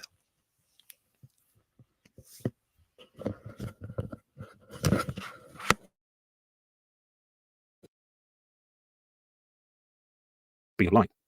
The experiment suggested that the time taken for the light to travel along the arm of an interferometer aligned with the direction of motion through the ether would differ from the time taken along the arm perpendicular to the motion. This time difference would create an interference pattern that should change as the interferometer is rotated. However, no such changes were observed. The observations indicated that both paths took the same amount of time. One possible explanation for these results was that the ether was not at rest but dragged along with the Earth. However, Lorentz had previously demonstrated in 1886 that G. Stokes' theory of the ether drag was inconsistent. In 1892, Lorentz published another work called The Relative Motion of the Earth and the Ether to address the puzzling results of the Michelson-Morley experiment. He proposed a hypothesis that involved length contraction in the direction of motion through the ether to explain the experiment's null result. According to Lorentz, if physical bodies experience this contraction, the predicted time for light beams to travel across the interferometer's arms would be the same. Lorentz built upon the understanding that the electromagnetic force in a stationary ether frame and the electromagnetic forces in a moving frame were related.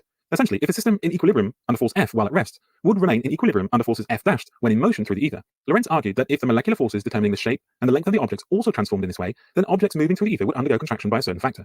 This contraction factor precisely accounted for the Michelson-Morley experiment's negative results. It is worth noting that Lorentz was not the first to propose this idea. In 1889, G.F. Fitzgerald had already suggested the same length contraction hypothesis to explain the experiment, leading to the contraction being known as the Lorentz-Fitzgerald contraction.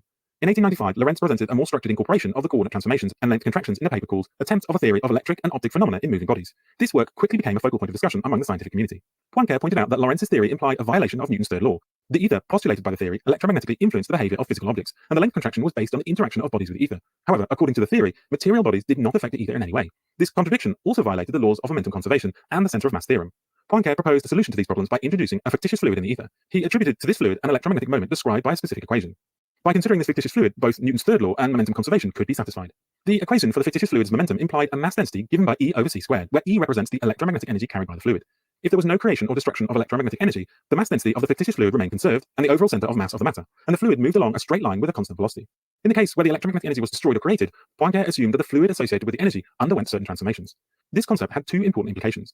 First, it implicitly incorporated the energy-mass relation E equals mc squared, although Poincare did not fully recognize its significance. Second, Lorentz initially rejected the idea of a fictitious fluid, but later embraced it when Max Abraham reintroduced the concept of electromagnetic momentum carried by the electromagnetic fields themselves rather than a fluid in the ether. Electromagnetic momentum became a crucial element in Lorentz's model of the electron within his ether theory. Wilhelm Wien was a renowned German physicist who made significant contributions to the understanding of radiation and the laws governing it. Wien's early research focused on the study of heat radiation, specifically the distribution of energy within it. His work led to the formulation of what is now known as Wien's displacement law, which states that the wavelength at which the intensity of the thermal radiation is maximum is inversely proportional to the temperature of the radiating body. This law was a crucial step in the development of quantum theory and played a vital role in understanding the nature of black body radiation. Wien's groundbreaking contributions to radiation also included his development of Wien's distribution law. This law describes the distribution of radiation intensities across different wavelengths in the black body spectrum. It provides an important foundation for understanding the behavior of thermal radiation and the connection between temperature and emission of electromagnetic waves. Wien's achievements were recognized with numerous honors and awards. In 1911, he was awarded the Nobel Prize in Physics for his discovery regarding the laws governing the radiation of heat. This prestigious recognition solidified his place among the most influential physicists of his time. Beyond his work on radiation, Wien also made notable contributions to other areas of physics. He conducted research on electron beams and contributed to the understanding of electron emissions and cathode rays. Additionally, he made significant advancements in the field of electrical discharge phenomena and investigated the physics of ionized gases. In 1900, Wilhelm Wien published a paper in response to some of Lorentz's earlier work and drew inspiration from the growing understanding of electromagnetic forces and their fundamental role in nature. Electromagnetism, as described by Maxwell's equations, provides a comprehensive framework for understanding the behavior of electric and magnetic fields. By considering charged particles as the building blocks of matter and attributing their mass to electromagnetic interactions, Wien sought to unify the concepts of matter and electricity. Wien's framework was based on the idea that the mass of a particle arises solely from the electromagnetic interactions. In classical physics, the mass of a particle was attributed to its inertial mass, which represented its resistance to acceleration. According to Wien's concept, the electromagnetic interactions between charged particles, such as electrons and protons, were responsible for their inertial mass. Wien's idea that the inertial mass of particles could be entirely electromagnetic in nature was radical and challenged the prevailing view of the time. It offered a novel perspective on the nature of matter, suggesting a deep connection between electromagnetic phenomena and the fundamental properties of the particles. Lorentz, along with many others, drew inspiration from Wien's framework. In 1904, Lorentz published a work titled Electromagnetic Phenomena in Systems Moving with Any Velocity Less than the Speed of Light. His main objective was to unify all the physics under the framework of electromagnetism. According to this view of nature, the inertial mass of any physical object arises from the interaction between charges, their associated electric fields, and the ether. Lorentz's 1904 model of the electron was based on 5 main principles. Number 1, the electron is initially spherical but undergoes physical deformation, becoming ellipsoid when in motion through the ether. Number 2, all forces transform in the same way as electromagnetic forces. Number 3, the entire inertial mass originates from electromagnetic sources. Number 4, the deformation occurs solely in the dimension parallel to the direction of motion. And number 5, the inertial mass of all bodies, whether charged or not, depends on velocity in the same manner as the electron's inertial mass does. Supporters of the electromagnetic view regarded the equation, which involved electromagnetic momentum, longitudinal mass, mass in the transverse direction, acceleration in the longitudinal direction, and acceleration in the transverse direction as the fundamental equations of motions. They interpreted Newton's second law as a special case of this equation. When an electron is at rest in the ether, it follows that ml is equal to mt, which is equal to m0, and from the stationary electron, the external force is equal to m0 times acceleration. For a moving electron, the value of ml and mt differ from m0 only by an amount on the order of v squared over c squared. Therefore, when v is much smaller than c, fx is approximately m0 times the acceleration. Lorentz's 1904 electron provided strong support for the generalized contraction hypothesis' universal applicability. If all laws are governed by electromagnetism, then Lorentz's invariance of all physical laws becomes a natural consequence. However, it soon became apparent that expressing the longitudinal mass of the electron in terms of momentum was inconsistent with expressing it in terms of its energy. Max Abraham was the first to notice this inconsistency and pointed out the problem arose because, in Lorentz's theory, the total energy of the electron could not be fully accounted for by considering only electromagnetic energy. In 1906, it was Poincare who proposed a solution in his paper on the dynamics of the electron. He introduced a quantity known as Poincare pressure, which accounted for the missing energy in the Lorentz's electron model. This addition made the Lorentz's electron stable by counterbalancing the repulsive Coulomb forces that, in the absence of the missing energy, would cause the moving electron to explode. Moreover, it provided a physical basis for the Lorentz contraction affecting the electron itself. The Poincare pressure exerted on the electron's surface played a crucial role. It caused the electron to contract as it moved through the ether, thereby explaining the Lorentz contraction phenomena. Additionally, it resolved the 4/3 puzzle related to the energy-mass relationship implicit in Lorentz's theory. If the electron's total energy was solely given by the electromagnetic energy, the corresponding inertial mass would be described by a particular equation. However, incorporating the missing energy contribution altered the equation, resulting in a modified expression for the total energy, and consequently the inertial mass of the electron. However, the introduction of the Poincare pressure came at a cost. This quantity was not of electromagnetic origin, leading Poincare and Lorentz to sacrifice the purity of the electromagnetic framework. This meant that achieving a complete reduction of all laws of physics to electrodynamics was no longer feasible. Despite Lorentz's unwavering dedication and the collective efforts of numerous scientists, the elusive search for the ether continued. Experiment after experiment produced perplexing results that defied the expectations of a universe filled with the ether. As the scientific community grappled with these enigmatic outcomes, a paradigm shift loomed on the horizon, challenging Lorentz's firmly held belief in the existence of the ether. Poincare made important corrections to Lorentz's charge and velocity transformations, which were crucial to establishing the precise equivalence between the ether theory and special relativity. He recognized that these transformations could form a group and possess symmetry, similar to what is observed in special relativity. However, there is a key difference in Lorentz's theory when explaining the same physical effects, such as length contraction, depend on whether we consider the frame at rest or in motion relative to the ether. The symmetry of these transformations implies that the velocity with respect to the ether is not necessary to derive length contraction, clock retardation, or velocity dependence of inertial mass. The velocity simply represents the relative velocity between the frames involved. This means that not only is the ether undetectable, but it is also empirically unnecessary. Poincare also noticed that the Lorentz transformation leaves a particular quantity invariant. By defining a four-dimensional space with axes x, y, z, and ict, where t is multiplied by the speed of light, the transformations can be interpreted as rotations of this four-dimensional space around a fixed origin. This realization led Poincare to understand that certain physical quantities, such as electric charge and current density, could be combined into four-component Lorentz invariant quantities. In this way, Poincare anticipated the groundbreaking work of Hermann Minkowski on the four-dimensional formulation of special relativity. The preference for special relativity of Lorentz's theory has often been based on aesthetic qualities, such as mathematical simplicity or elegance. Many of these aesthetic features can be attributed to the four-dimensional mathematical framework introduced by Minkowski. However, Poincare demonstrated that Lorentz's theory can also be formulated within the four-dimensional geometric language. Therefore, all mathematical aesthetic virtues associated with special relativity's four-dimensional geometry can also be applied to Lorentz's theory. In Einstein's theory, the Lorentz transformations represents the Minkowskian metric of space-time, indicating a physical interpretation of the four-dimensional geometry. In contrast, Lorentz's theory does not describe a Minkowski space-time, but rather a Newtonian one. The ability to formulate Lorentz's theory using a four-dimensional geometric language is primarily a mathematical convenience and does not convey its physical content. Hence, the mathematical aesthetic features cannot be relied on to distinguish between the two theories. It is important to recall that in Lorentz's theory, effects such as clock retardation, length contraction, and velocity dependence of mass are based on the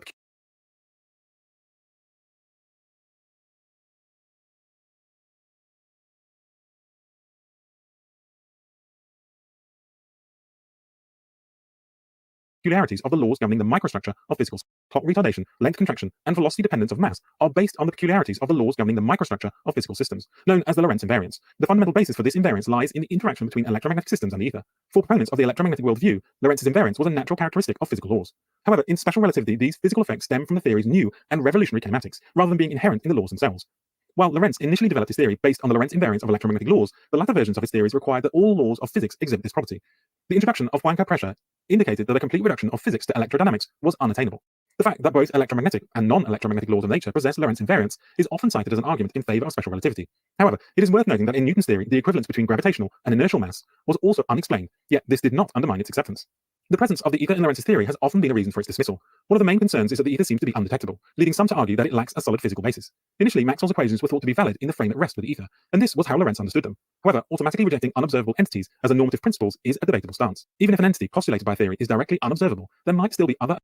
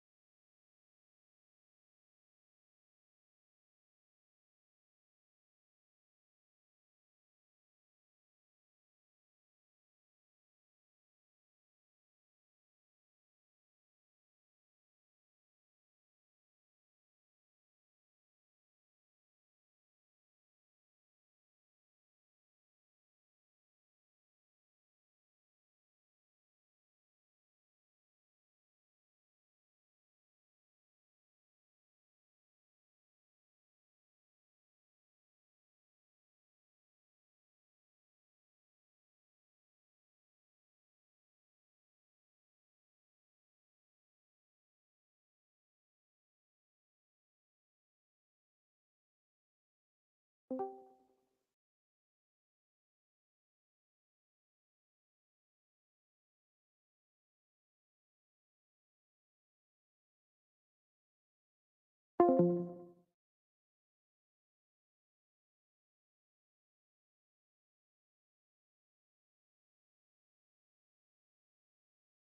all this time my mic was off. Wonderful.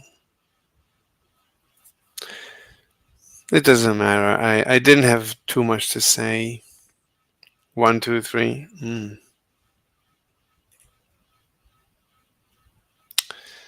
Anyway, we need to continue researching this line. We need to actively research. What I was saying when my mic was off, the most important thing is that I don't know about Lorentz because I don't know what he knew.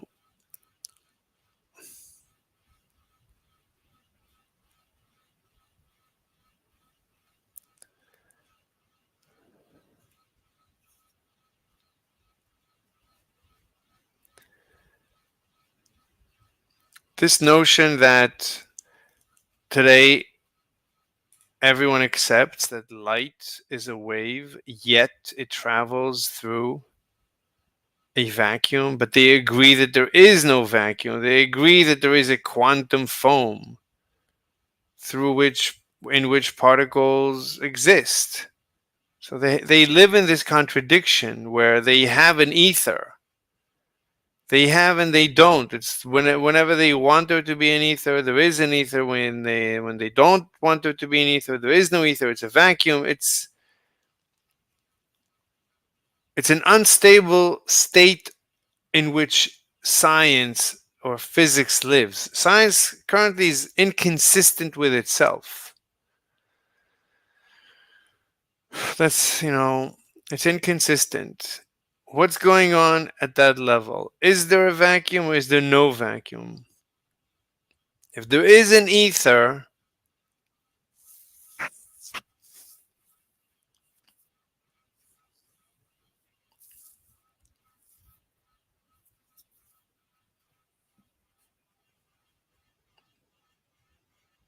I don't even see. So we just need to explain why we cannot detect the ether.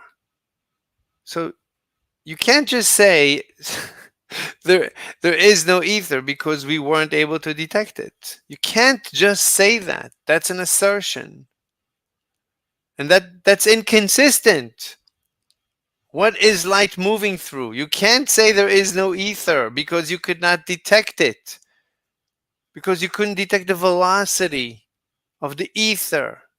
You cannot just say, because I could not detect the velocity of the ether, there is no ether. Because there is ether for the light to move through and for quantum particles to wave through, which photons are quantum particles waving through the ether.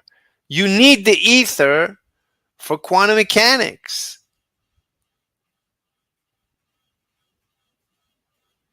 There's so many reasons to live with the ether, and if light wasn't a wave, it still wouldn't help us because all elementary particles are waves. They can't just be waves in a vacuum. That's not the definition of a wave. Once you discover light is a wave,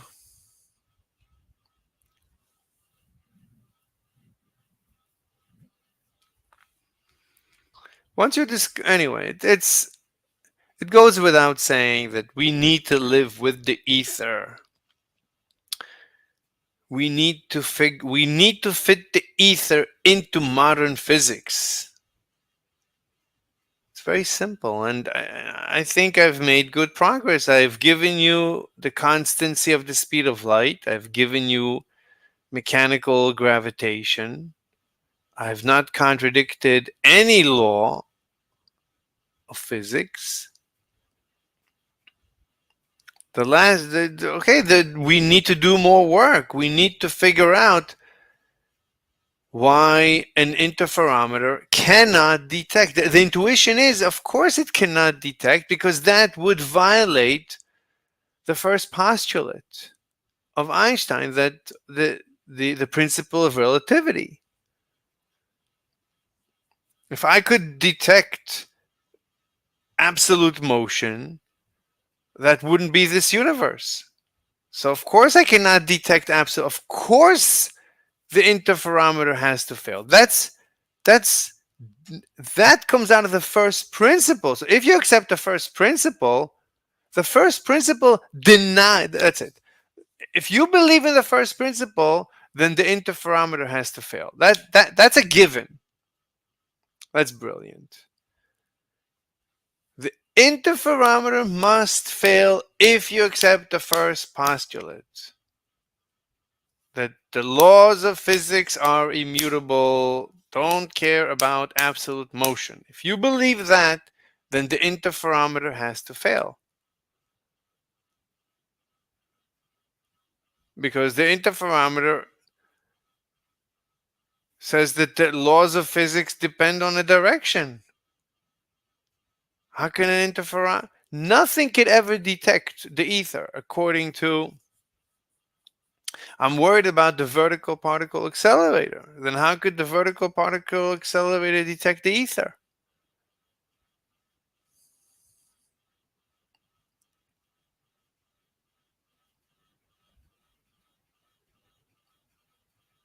I'm a little more hopeful about that, but the interferometer should not work. We need to come back and think about why exactly. So Lorentz explained why the interferometer fails. It actually contracts.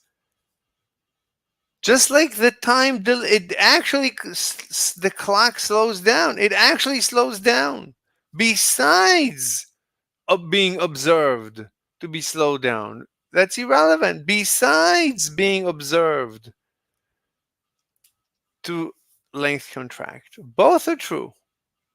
There is no contradiction between Lorentz and Einstein. Lorentz's equations work for Einstein. Even though Lorentz is describing the ether and Einstein is ignoring the ether.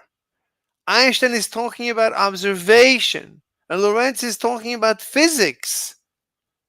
And it's the same transformations and no one bats an eye?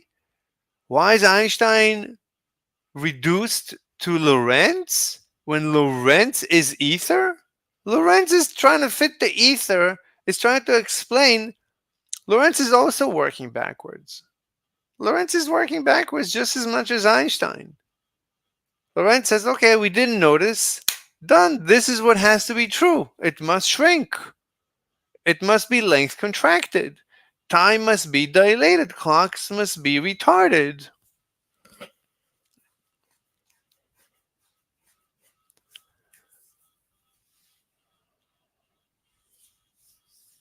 I didn't check the audio. It looks like the audio is fine. Let me check the audio. Checking the audio.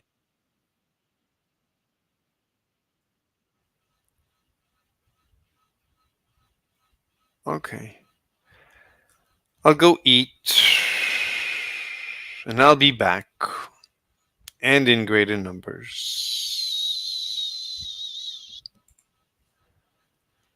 All right. Bye.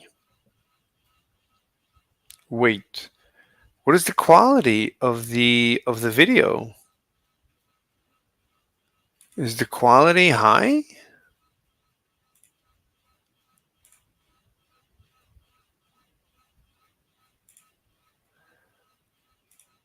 The audio is fine. Usually when I end the stream, it tells me the audio, the quality. I have to look into the video quality. All right, bye.